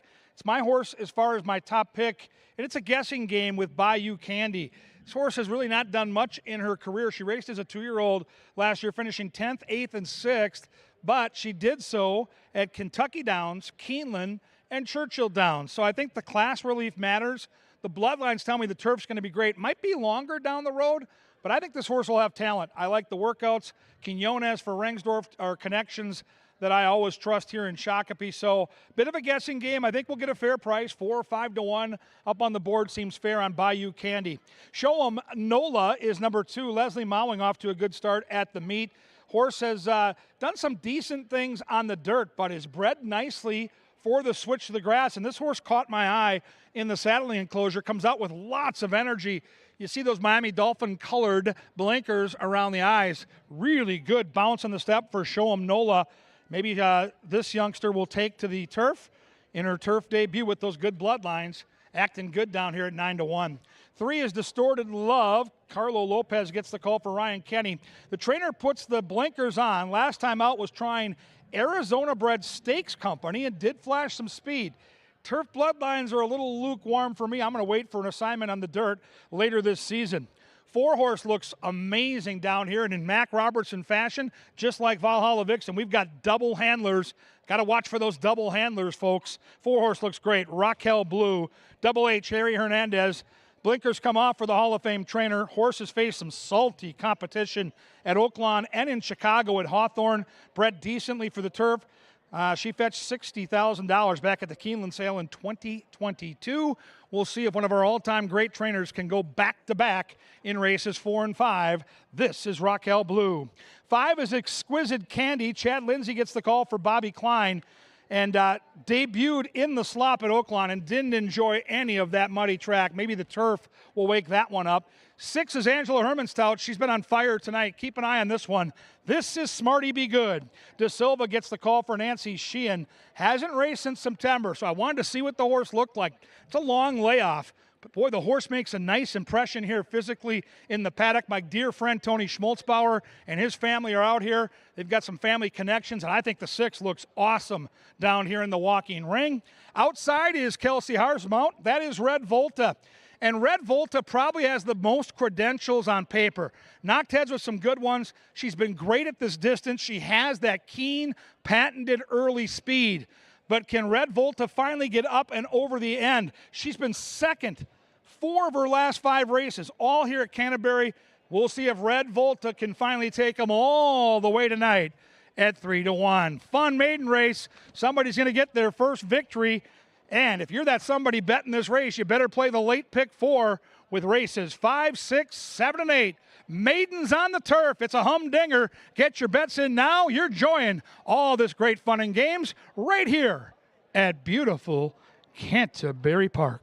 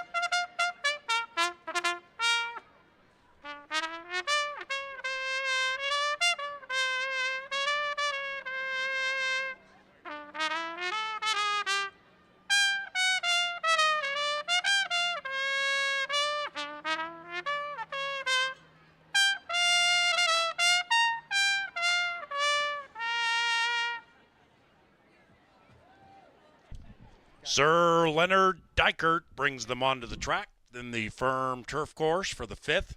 Pick 4, wagering 5 minutes from now.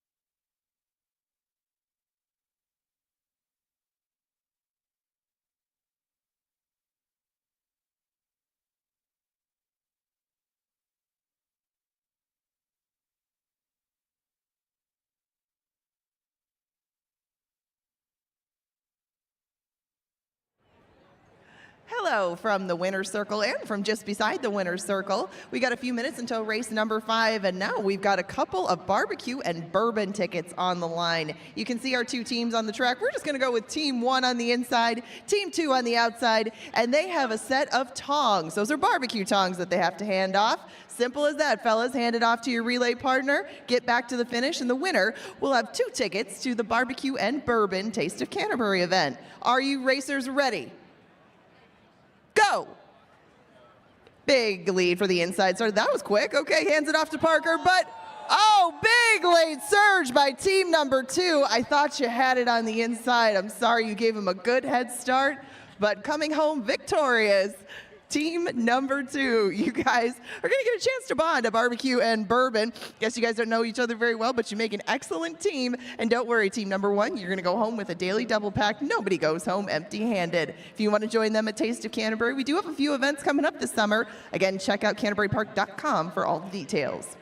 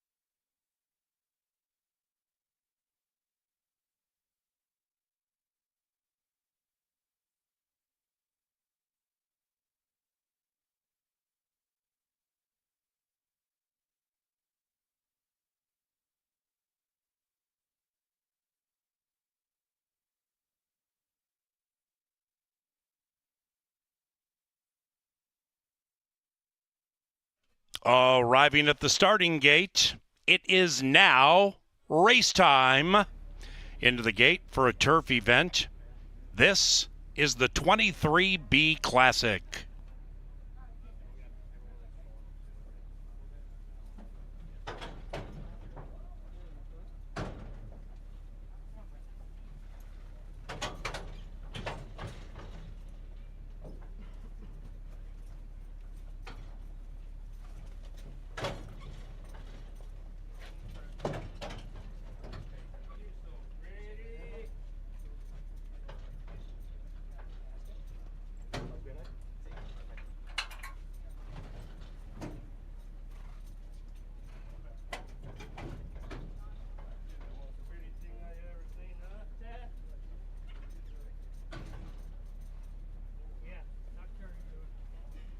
Red Volta, last in line. Turf dash time, and here they are. And they're racing. And exquisite Candy came out of the gate like a shot. Red Volta shows speed to the outside, and Show 'em Nola to the inside also with terrific early speed. Between them, Distorted Louvre, and up goes Raquel Blue. Raquel Blue is the fastest of the equine athletes into the far turn. After that, Bayou Candy advancing. The rider has the patriotic colors under a tight hold. The one in last is Smarty Be Good, 8 lengths rearmost. It is Raquel Blue leading it by 2. Blue by 2 as they head for home. Behind that one is Distorted Louvre waiting for the light of day just to the inside of Red Volta. Outside of that, Bayou Candy. And here comes Smarty Be Good like a shot on the outside. Smarty Be Good cuts the lead from a half to a neck to a nose. And there she goes. Smarty Be Good, good indeed.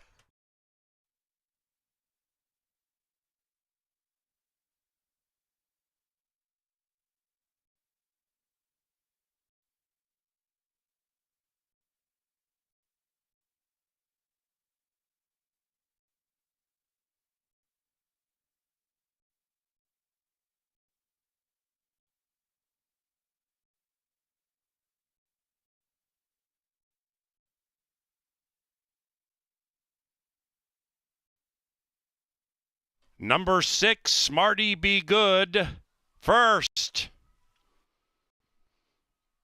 Raquel Blue second. Bayou Candy third. Distorted Louvre fourth. 6-4-1-3. Hold them all.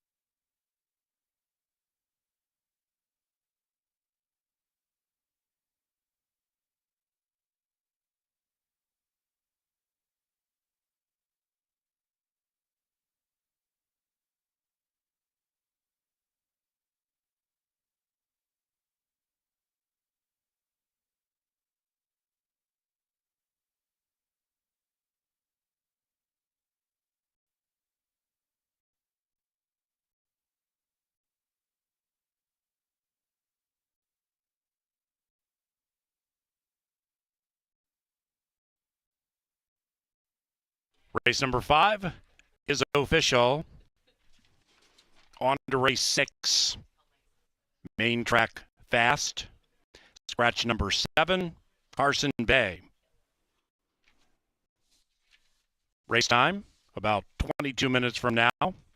Race 6, provided in part by Kim Crawford, the official partner of Canterbury Uncorked and Concerts in the Park. Also, we thank Hormel Foods and Tri-State Bobcat.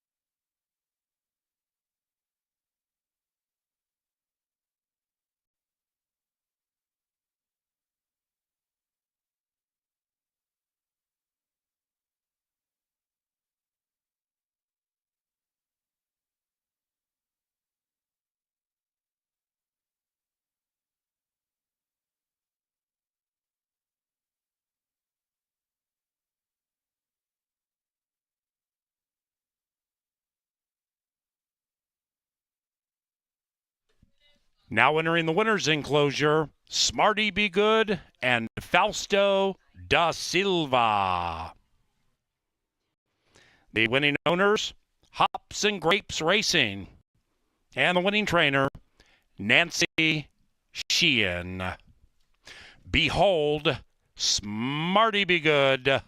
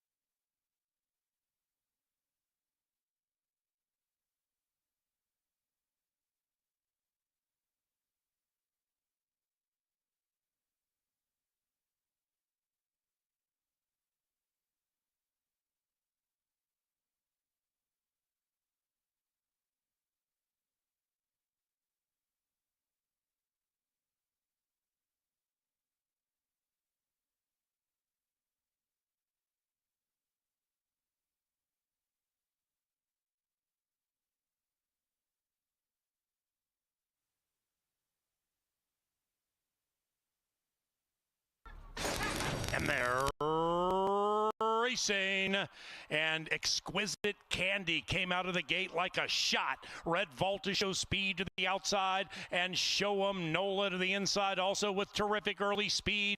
Between them, Distorted Louvre, and up goes Raquel Blue. Raquel Blue is the fastest of the equine athletes into the far turn. After that, Bayou Candy advancing. The rider has the patriotic colors under a tight hold. The one in last is Smarty Be Good, 8 lengths rearmost. It is Raquel Blue leading it by 2. Blue by 2 as they head for home. Behind that one is Distorted Louvre waiting for the light of day. Just to the inside of Red Volta. Outside of that, Bayou Candy. And here comes Smarty Be Good like a shot on the outside. Smarty Be Good cuts the lead from a half to a neck to a nose. And there she goes. Smarty Be Good, good indeed.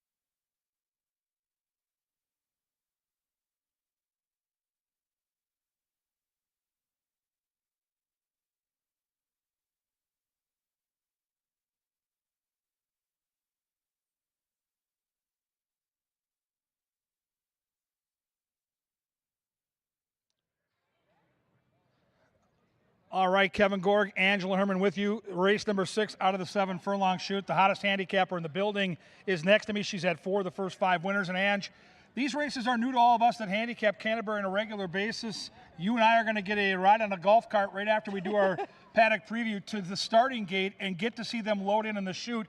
It's a crazy configuration. This is going to be a lot of fun to watch. Well, yeah, when you add in new distances, you don't have a whole bunch to go to. So, you know what the threshold for fraction should be, what the ideal trip would be, what the ideal kind of horse would be, a horse cutting back, a horse stretching out. Those are all questions that will need to be answered as we go along with 7 furlong races. But until then, you take your best guess. I guess I've stuck with speed for the most part, but unfortunately, I think the early pace setter landed all the way on the outside, and sometimes that's been a problem when they turn as much as they do in 7 furlong races. Yeah, we're going to talk about our top pick. We share the same opinion in this race. We both like the 9, Can't Resist It, who was on the also eligible list. She draws in, and I thought a significant stretch of the 7, Carson Bay, who's going to run in a stakes race next weekend on Saturday on Belmont Card Day. And this horse looks like lone speed. I think if you're Harry Hernandez and he knows what he's doing clearly, you just go and see how far you can get out there and then try to settle in. I would guess that the 8 right next door to her would probably be the main pace presence.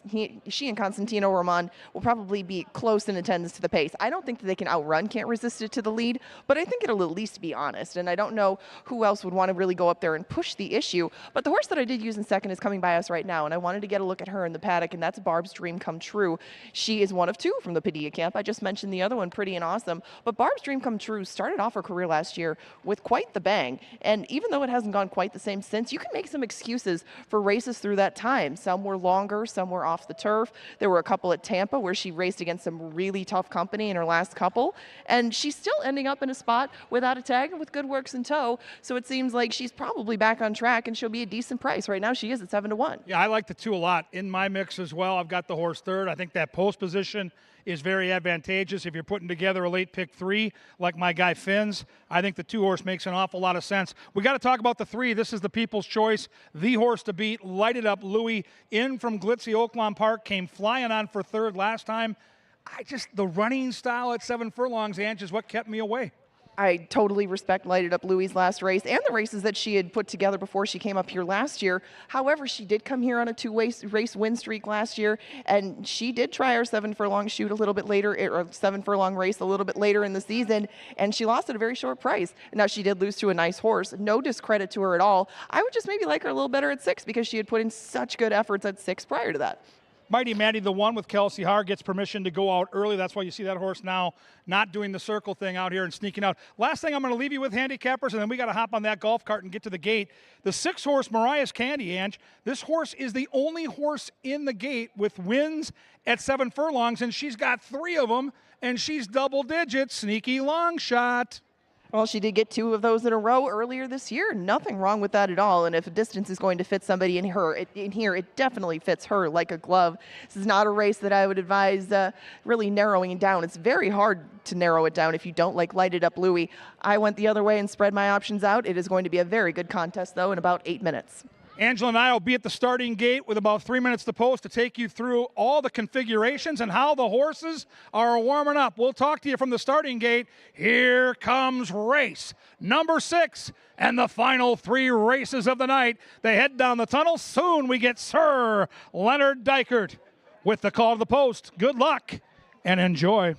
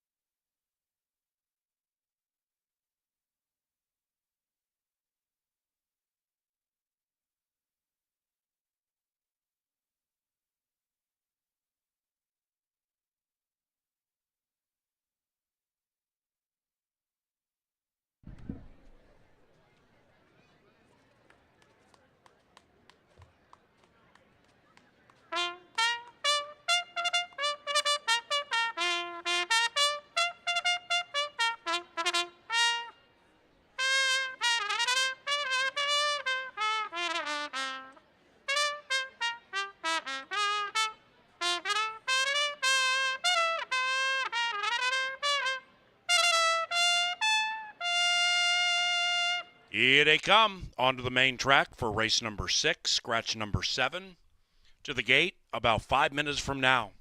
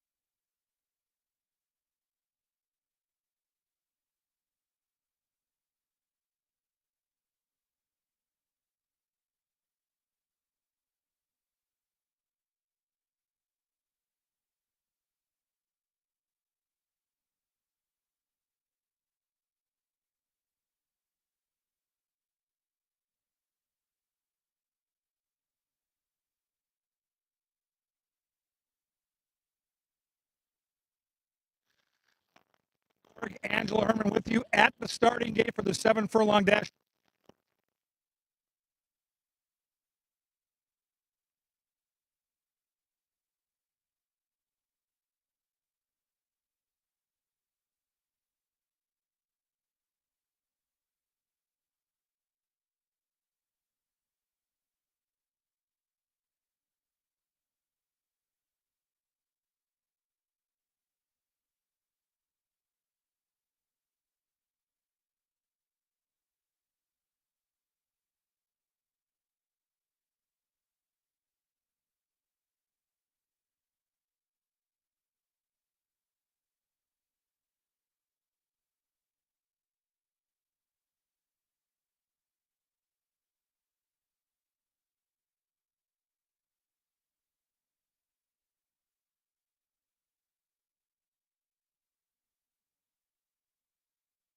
They're at the starting gate, and it's race time. Into the gate for race number 6. He's talking. Paul's talking.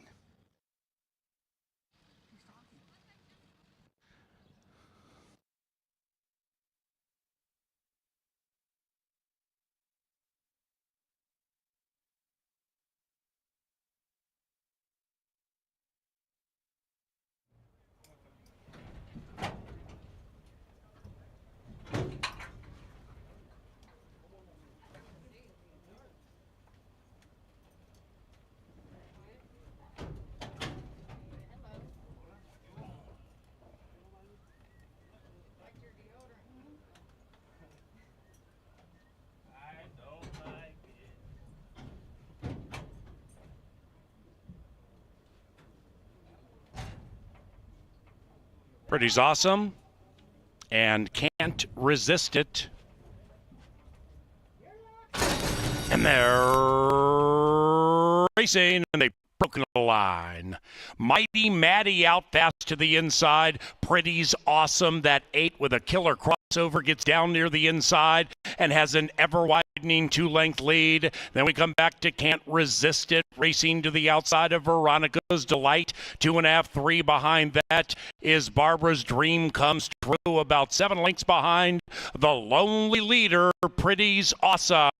Pretty and Awesome leads it as they head up the barn side, and that lead is now just 1. After that, Mariah's Candy, and the one in last is Una Palabra, about 8 lengths from the front, and the front belongs to Pretty and Awesome.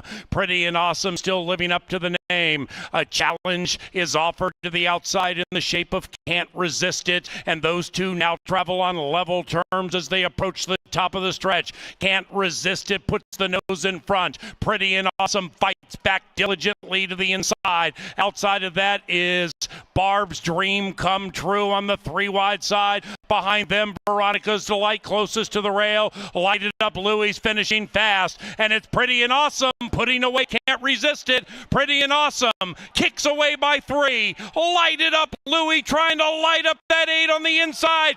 Here comes Louie. Lighted Up Louie prevails.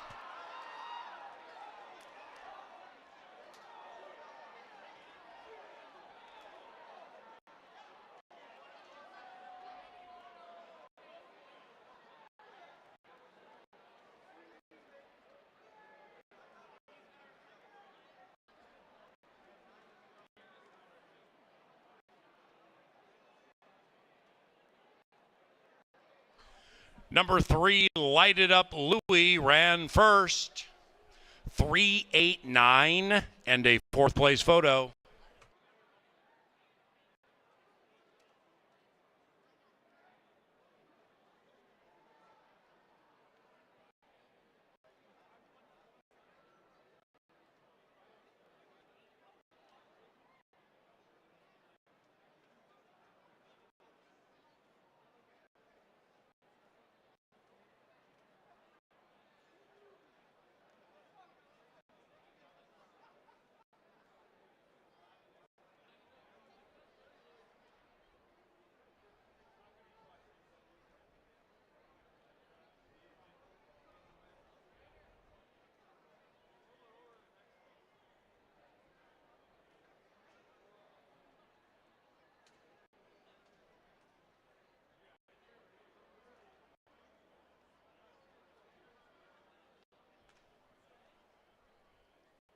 Una Palabra fourth.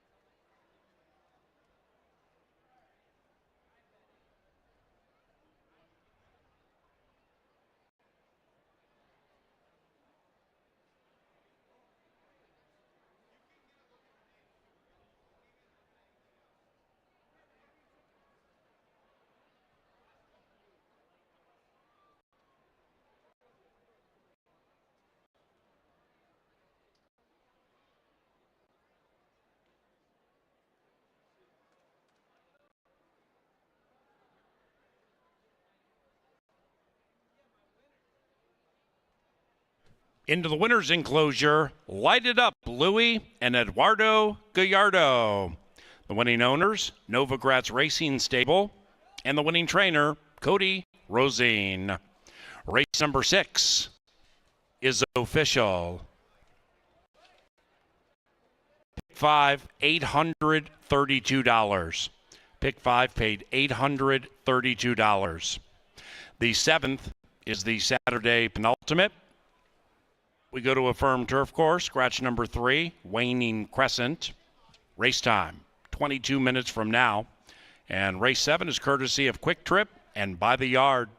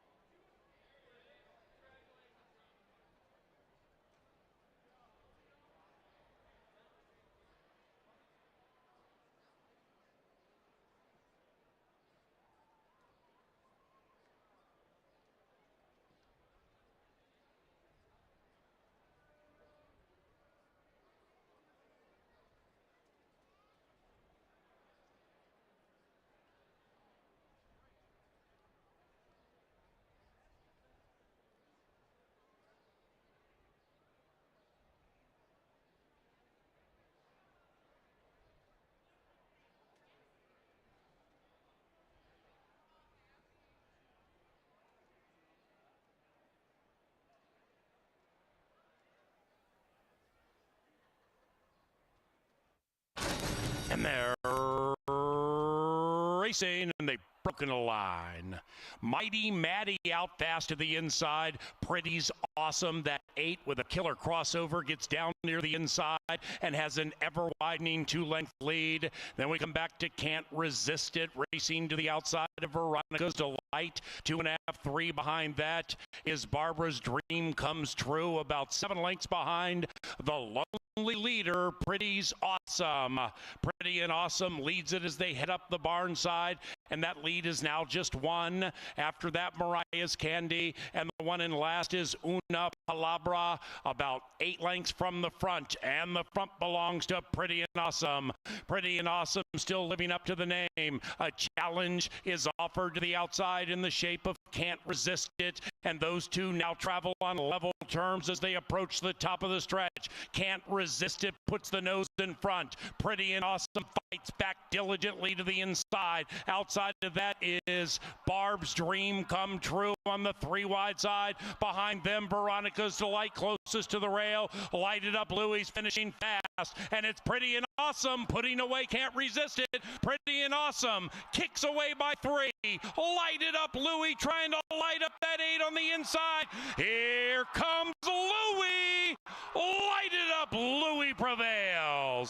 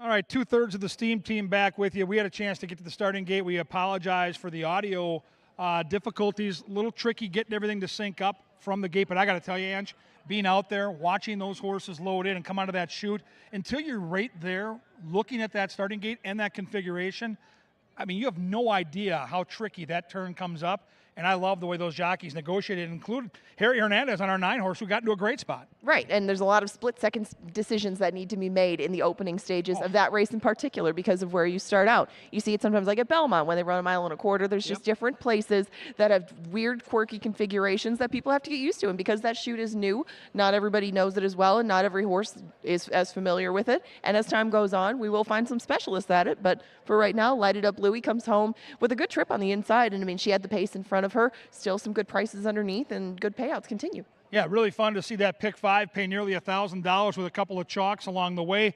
Cool late daily double for you. Race 7 is a turf sprint, 5 furlongs. Allowance Company, race 8, the nightcap at a mile, Hard Knock and Claimers. So really fun daily double. Ange, this is a race where, again, turf sprinting, you have to have turf in your bloodlines. You have to have had success, and you've got to have speed in your horse. Your top pick in the race, Frosty View, has everything you need. Well, and Frosty View has a very clear game plan. He makes no secret of what he's going to do, wants to get right out of the gate and take them as far as he can, as fast as he can, and that blends quite beautifully with his rider, Harry Hernandez. He's your 8-5 favorite. He's going to go. They have him to run down. There are some fast horses in here that might be able to break with him, but I don't know if they're going to outrun him for the full, first 3 furlongs or something, and that is always dangerous on a turf course, especially with an outside post. Help the handicappers out there understand the value of what this horse brings in. This is a Minnesota bred that has to focus on these 4 months, and they got to start in Chicago back in April to get this horse tightened up. But this is the meet they have to point to with a Minnesota bred. Right, and a Minnesota bred does have that limited window to run. You know, there's some tracks and there's some states that have much longer racing seasons, even if there's a few tracks involved. This is it for Minbreds. You know, this is their big kahuna. And when Minnesota breds come up here and run for bigger money against open company, sometimes they do go off with decent value. Not the case right now. Lots of money going his way, and he still remains the solid favorite. I'm going to try the 5 here, Bavaria Road. I respect the 7. The 7's the horse to beat. I think the 5 showed talent last year, especially on our turf course, winning that maiden race. Went to Keeneland. That was too deep of waters. On the bench since for a good barn. Loved the bullet workout back on May the 18th. A bullet out of 61 out of the gate, 4 furlongs and 47. Looks decent down here in the walking ring. I'm not in love with the coat, but the muscle looks good. I think this horse could sit mid-pack and maybe pounce late. We talked about the 7. We talked about the 5. Let's talk a little bit about this one horse, 49er Gold, taking some action one last time and got DQ'd. For me, I have a hard time coming back when they get DQ'd out of a victory. Really? Well, I mean, I think that the speed that he showed that day might be a little bit more important than the final result. It's just that he went longer to do that. When he was going in shorter races, he was running kind of evenly, you know, staying at one pace through the whole time. But when he was in California, he was showing a bit more speed in some of those turf sprints. So what they do today with the tricky inside post, you're going to find out very early what I think you're going to get from him. 7-2 wasn't enough for me to find out. I wanted a little bit bigger price, so I went to Midcat underneath at 8-1. Your thoughts? Well, I think Midcat's interesting. The bloodlines are good. Rengsdorf is great. And I like the fact that this horse comes in, again, pointed to a race with good workouts. I thought the horse looked great out here, Ange. Yeah, I think he looked very excited and keyed up to go. And Midcat did run in a 5 furlong race that came off the turf last year. I thought maybe the leaders kind of came back to him in that spot more than he ran them down. But I definitely think that Midcat has the most upside in this group, and the price is definitely going to be right. There go the turf sprinters. Should be a humdinger. Get those late daily double bets in. I'm going to go to the winner's circle and join my guy Kip. We're going to play a little contest for some free money out here. Tomorrow we race at 1 o'clock for Pepsi Family Day. Make plans to be here next Saturday. It's Belmont Stakes Day. We race at 4 o'clock. We've got 2 Minnesota bred stakes races on that card, and we've got seltzers. You talk about fun and games like no place else. We got you covered right here. CanterburyPark.com for all the details. Go wild indeed. Right now they go to the gate, and we got horse racing. Good luck.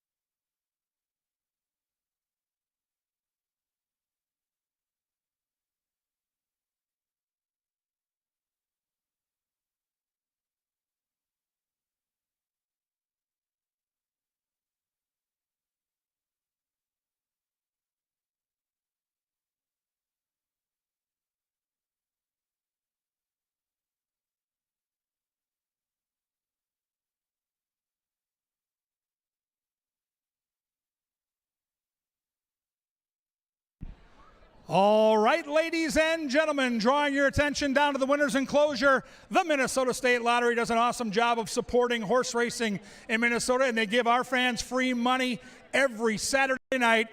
The placards are here. The beautiful people are with the placards. If their horse wins, they get $50 in scratch-off tickets from our friends at the Minnesota State Lottery. Now, last year, one of our contestants scratched those tickets off and scored for $2,100. If your horse finishes in the first 3 placings, you get a swag bag with all kinds of great gifts. Let's meet the contestants. Your name and where you're from. Thomas from Paynesville. Paynesville. Okay, what do you think of that one? They're betting your horse. I'm good with it. You're good. You're going to get a swag bag for sure. Twins are the hottest team in baseball. Let's hope your horse runs big. Name and where you're from. I am Jerry, and I'm also from Paynesville. Love the Paynesville vibe. Loving it. Coming to Canterbury. Name and where you're from. I'm Darren, and I'm also from Paynesville. Oh, we got ourselves a little road trip here. How about the guys from Paynesville loading up in the State Lottery free money contest? I want your name and I want where you were born. Ryan, Milwaukee, Wisconsin. Who's your favorite football team? The Minnesota Vikings, of course. No, I'm sorry, the Green Bay Packers. Oh, he's a Packer fan. You know what to do. We boo all Packer fans in this winner's enclosure. We got the voice of the Vikings up there, and you're taunting him. We know we haven't won a Super Bowl. We get it. Leave us alone. Name and where you're from. Jake, Oshkosh, Wisconsin. Oh, no. Who's your favorite football team? Green Bay, all day. So, no disrespect to the owners, but we do not want the 5 or 6 winning. That's a fact. All right, here we go. You got the horse to beat. Name and where you're from. Amber, I'm from Circle Pines. We love Circle Pines. She loves the Vikings, and we love her 7, who should be loose on the lead. Yep. All right, name and where you're from. Derek, Bloomington, Minnesota. Kennedy, Jefferson, or Lincoln? Jefferson. Oh, those Jaguars. We love that baby blue. Good luck with your horse. Good luck to our beautiful contestants, except for the Packer fans. Load them up and let them rip. Thank you, Minnesota State Lottery.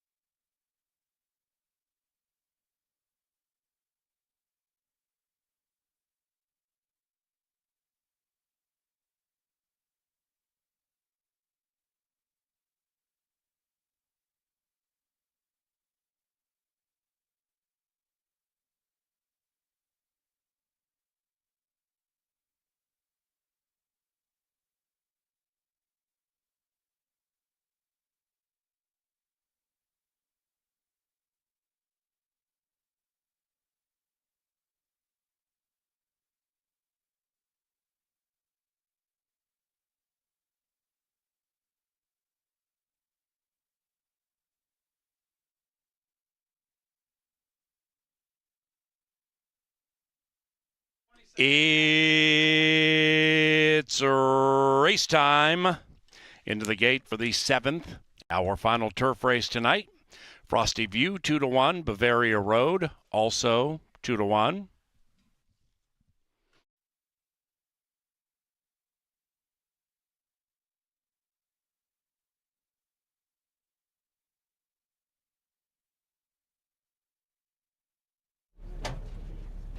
Moonlight Road is in.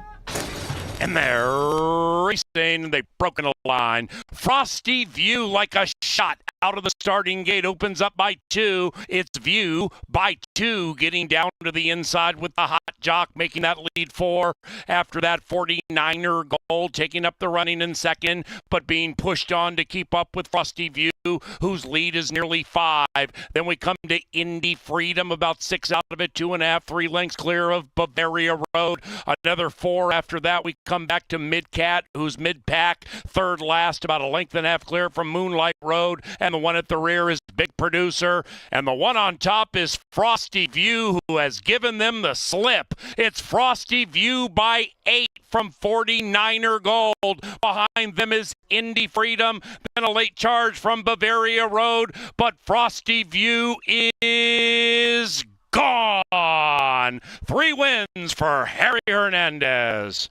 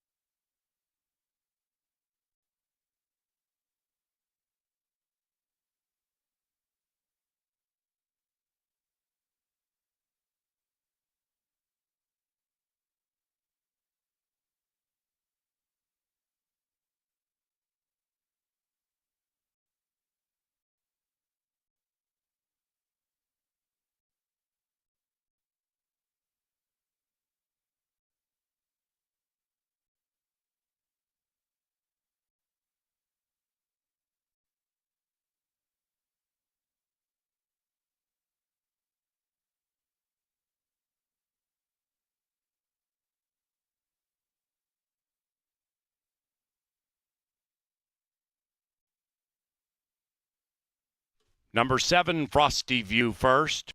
1, 49er Gold second. 5, Bavaria Road third.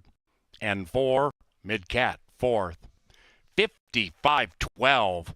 A blazing final time from Frosty View.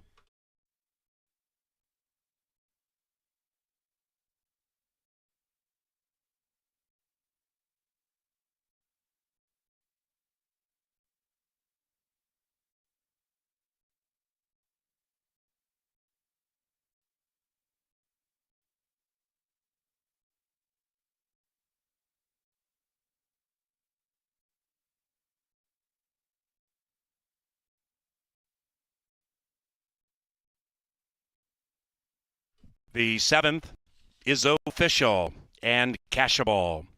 The 8th is our final live race. Scratch number 2, Johnny Darr. Race time for the 8th, about 22 minutes from now.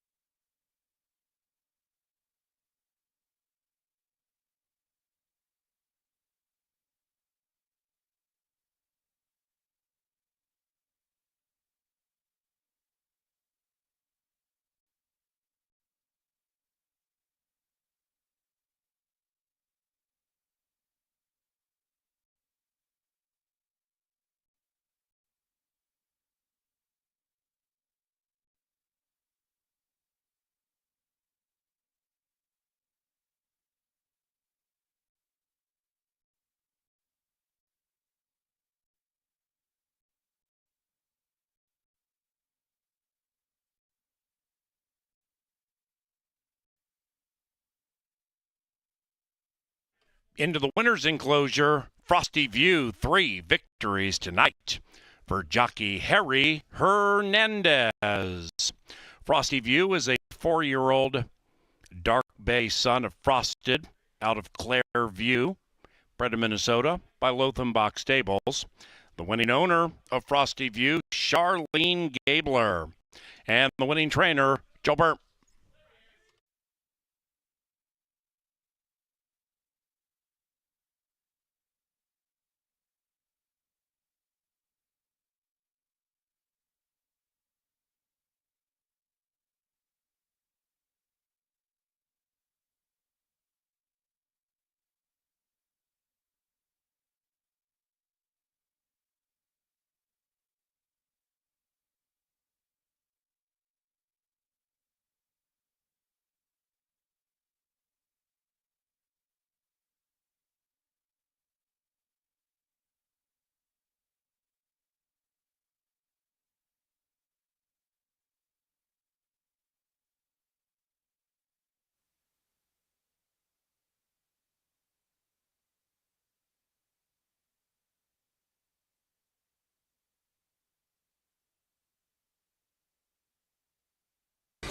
And they're racing. They've broken a line. Frosty View, like a shot out of the starting gate, opens up by 2. It's View by 2, getting down to the inside with the hot jock, making that lead 4. After that, 49er Gold taking up the running in second, but being pushed on to keep up with Frosty View, whose lead is nearly 5. Then we come to Indy Freedom, about 6 out of it, 2.5, 3 lengths clear of Bavaria Road. Another 4 after that. We come back to Midcat, who's mid-pack, third last, about a length and a half clear from Moonlight Road. And the one at the rear is Big Producer. And the one on top is Frosty View, who has given them the slip. It's Frosty View by 8 from 49er Gold.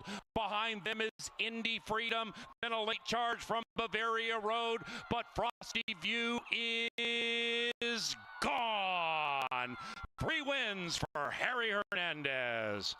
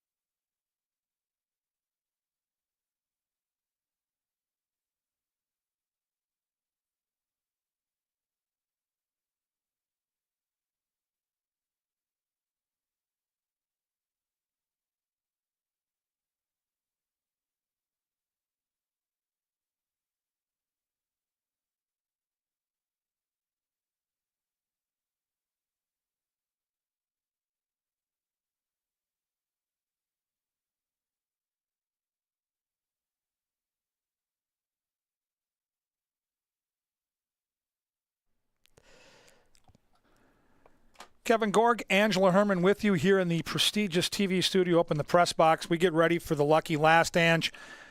You know, this is one of those cards where you're going to look back and there were some prices for sure. There were some gimmies along the way. But kind of to what we've seen here in the first 2 weekends now of racing at Canterbury, the payouts are legit. Pick 5 tonight was not hard to find for some people, nearly $1,000. The value is there. The Jockey Colony, led by Harry Hernandez, is awesome, and I just look forward to the wagering opportunities we're going to have this summer. And they're having a lot of fun with it down there, too. I mean, we are having a great time, both upstairs and down on track. I mean, if you haven't made it out here, it's still early on in the season, but it has been a great time, and you're going to want to join us. Let's see if we can find some good looking horses here in the paddock. We scratched the 2 Johnny Dar. We'll start with the 1 horse Barbaraire, Gallardo for Troy Bethke. This is a horse that's got some fitness with a few starts down Nebraska way. Going to save every inch of ground down inside. Just looks like a horse to me, Ange, that's got to have to run faster than we've seen so far to get in the picture against this group. And I get that they're sending him a mile again after a couple of sprints this spring at Fauner. But he does come from off the pace, and that was a recurring theme with some of the remaining members of the field, and they might just be up against it because there's only so much speed left, and it's drawn towards the outside. Now, he will be able to save some ground, but at least from his recent form, I think he might need a bit more pace to run at to really run his best. I'll talk about Cuz Vinny's a Canuck. He's got versatility on his side. He's won on turf. He's won on dirt. I think he's better on the dirt, which is where he lands tonight. He made a nice move last time. Fractions were fast in front of him in Arizona. Went from way back, 7th. Back 15 lengths to up to 3rd, only 3 behind, but then faltered late. Harry Hernandez does get off to ride the horse that you and I are fond of on the outside. Certainly not without a chance, and I think a horse to at least consider if you're going to try exactas and trifectas. Ange, your thoughts on the 4 Flint Stroll? Well, Flint Stroll is going back to the main track after a long string of turf performances, and thus far in his career, he's done very little on the dirt. So this seems like sort of a move to me that's trying to get him down to the bottom of a class ladder. And the way that he's worked on the dirt would lead you to believe that maybe a complete change of setting might wake him up. Now, he was taking a bit more money than he is right now. He's 8-1. But Flint Stroll is still one that I might want to see back on the turf and with a bit more pace. Just like I said with the 1, I think it'll benefit him more when he finds a group with a bit more to it. Last martini, I'll talk about this horse. This is a horse, if you bet the 5, don't panic early. He's going to be way, way at the tail end of the field. He comes with a late run darn near every time. The pesky part for me is that scratch of the 2. That really does change the complexion of the pace. But if somehow the 6 and 7 hook up and go too quick, the 5 will be motoring late. Certainly has a chance to get in the picture at a decent price.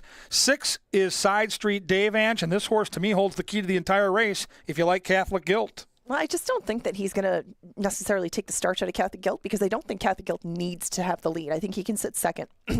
If Side Street Dave decides he wants to go and make things hot and heavy on the front end, Catholic Guilt will back off a little bit, but I don't think he'll be further back than second. Some of these other ones will be further back in the field. I will say, though, about Last Martini and Cuz Vinny's a Canuck, some of their best work has been done on Canterbury's main track, and even though we haven't seen a whole bunch of them lately on it, it can definitely turn their form around, and I would expect a big step up from both. 7 looks great in the paddock. We're watching on our television monitors. Our crew does a great job, and Ange and I are bullish on Catholic Guilt. We're not going to get rich betting this horse. By far my strongest opinion of the night. Ship and dip, stalking speed, hot jockey.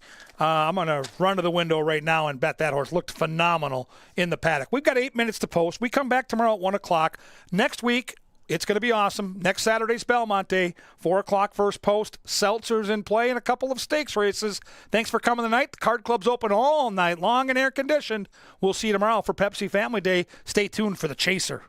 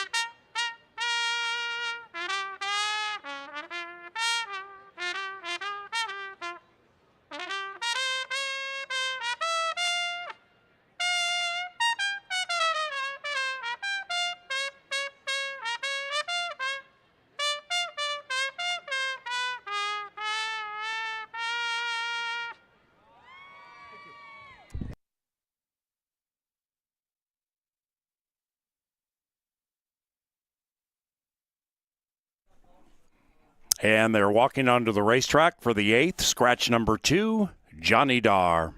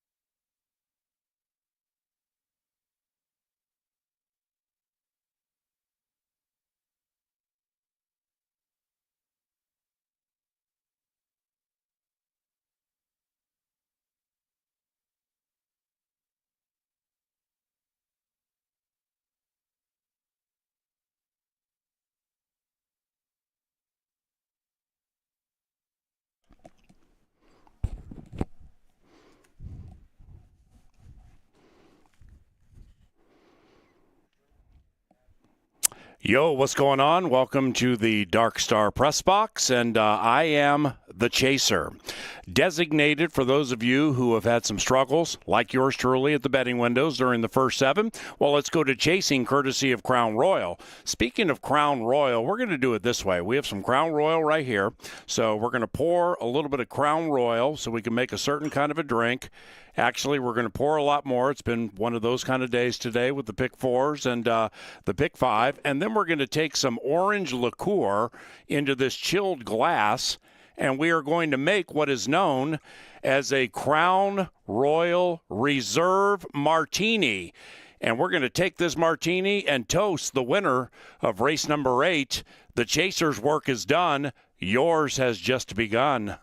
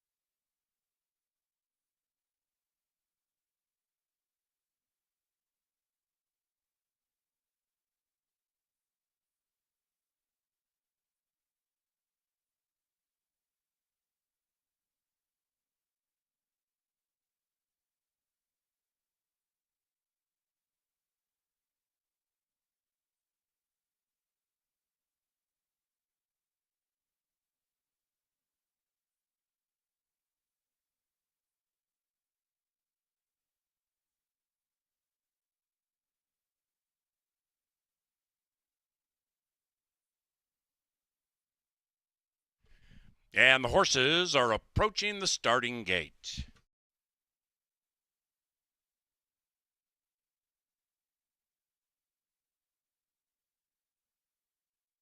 We race tomorrow at 1 o'clock. It is Pepsi Family Day. Then back at it a week from today, Belmont Stakes Day. Racing at Canterbury next Saturday begins at 4 o'clock. CanterburyPark.com for information.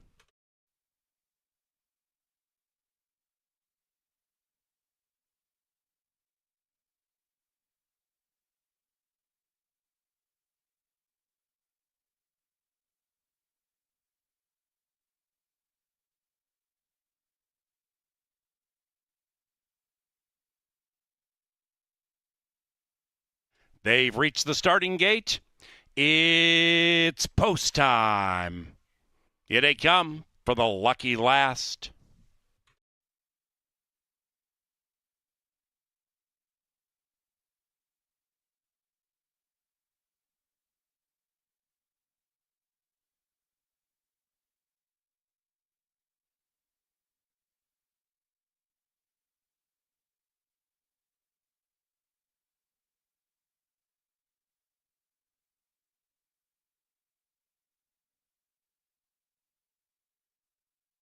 Last martini in.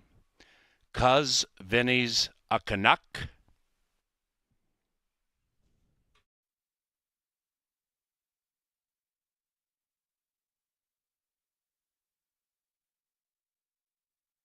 Two back.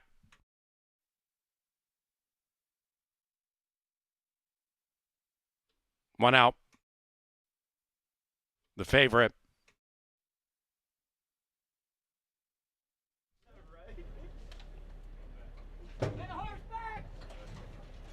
All righty. Race 8. Make some money. And they're racing. Slow beginning for Side Street Dave. Great beginning for Flint Stroll between them. On the inside, Barbieri flashes speed, and so does Catholic Guilt. And Catholic Guilt well supported at the windows with the win wagering 2.5 lengths behind Flint Stroll. Then it's 'Cause Vinny's a Canuck, 7 lengths from the front. Last Martini swirls along, 8 out of it. Just put in last by a recovering Side Street Dave.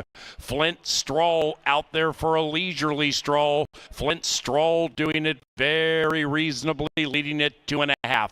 In second is Barbieri to the inside of the favored Catholic Guilt. That one's 1-2.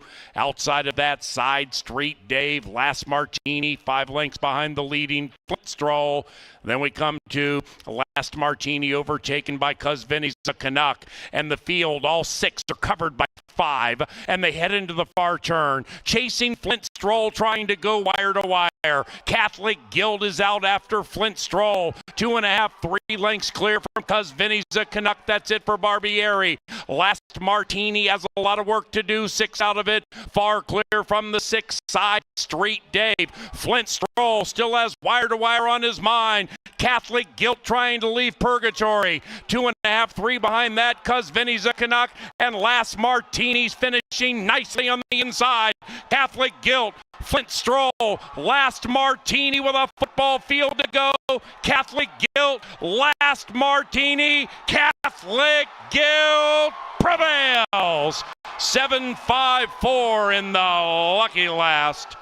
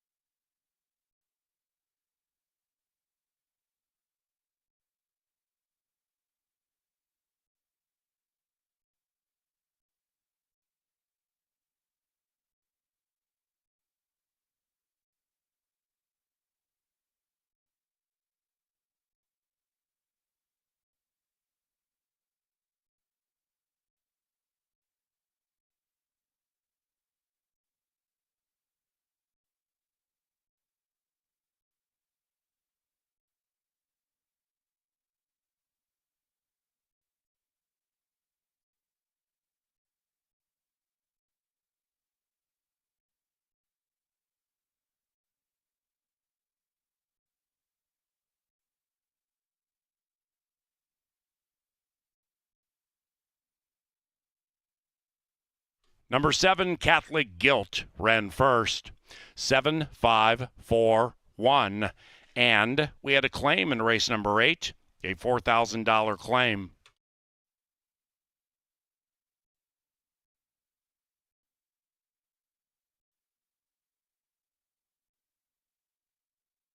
The victorious Catholic Guilt claimed for $4,000. The new trainer, Troy Bethke. The owners, Troy Bethke and Yusuf Ellaby.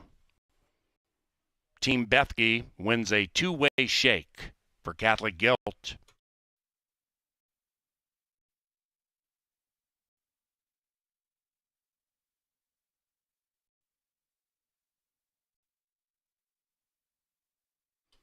Eighth race, official.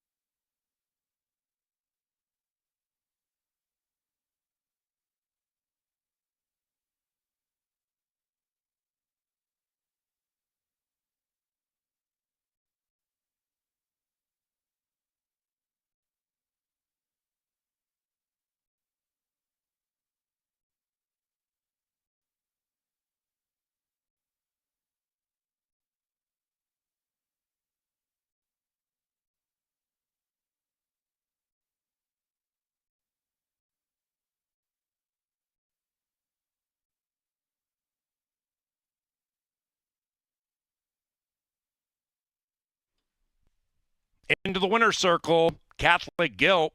4 victories tonight for Harry Hernandez. Harry won half the races. This one is Catholic Guilt, trained by Tony Rangsdorf. Arundel Ranch are the owners. The trainer, Tony Rangsdorf, approaching the bell and rings it, meaning at least another $100 to the Canterbury Park Chaplaincy Backside Foundation. Thank you very much. And Michaela, with Harry's children, rings it. That's another 100 at least. Harry won 4. Don't forget the paperwork with the bookkeeper. Ladies and gentlemen, thank you very much for joining us this second Saturday of racing at Canterbury Park. On behalf of our management team, those of us here at CBY Track Flack, and for our television department, have a wonderful evening. We hope to see you soon. And if you're leaving the racetrack, please drive safely.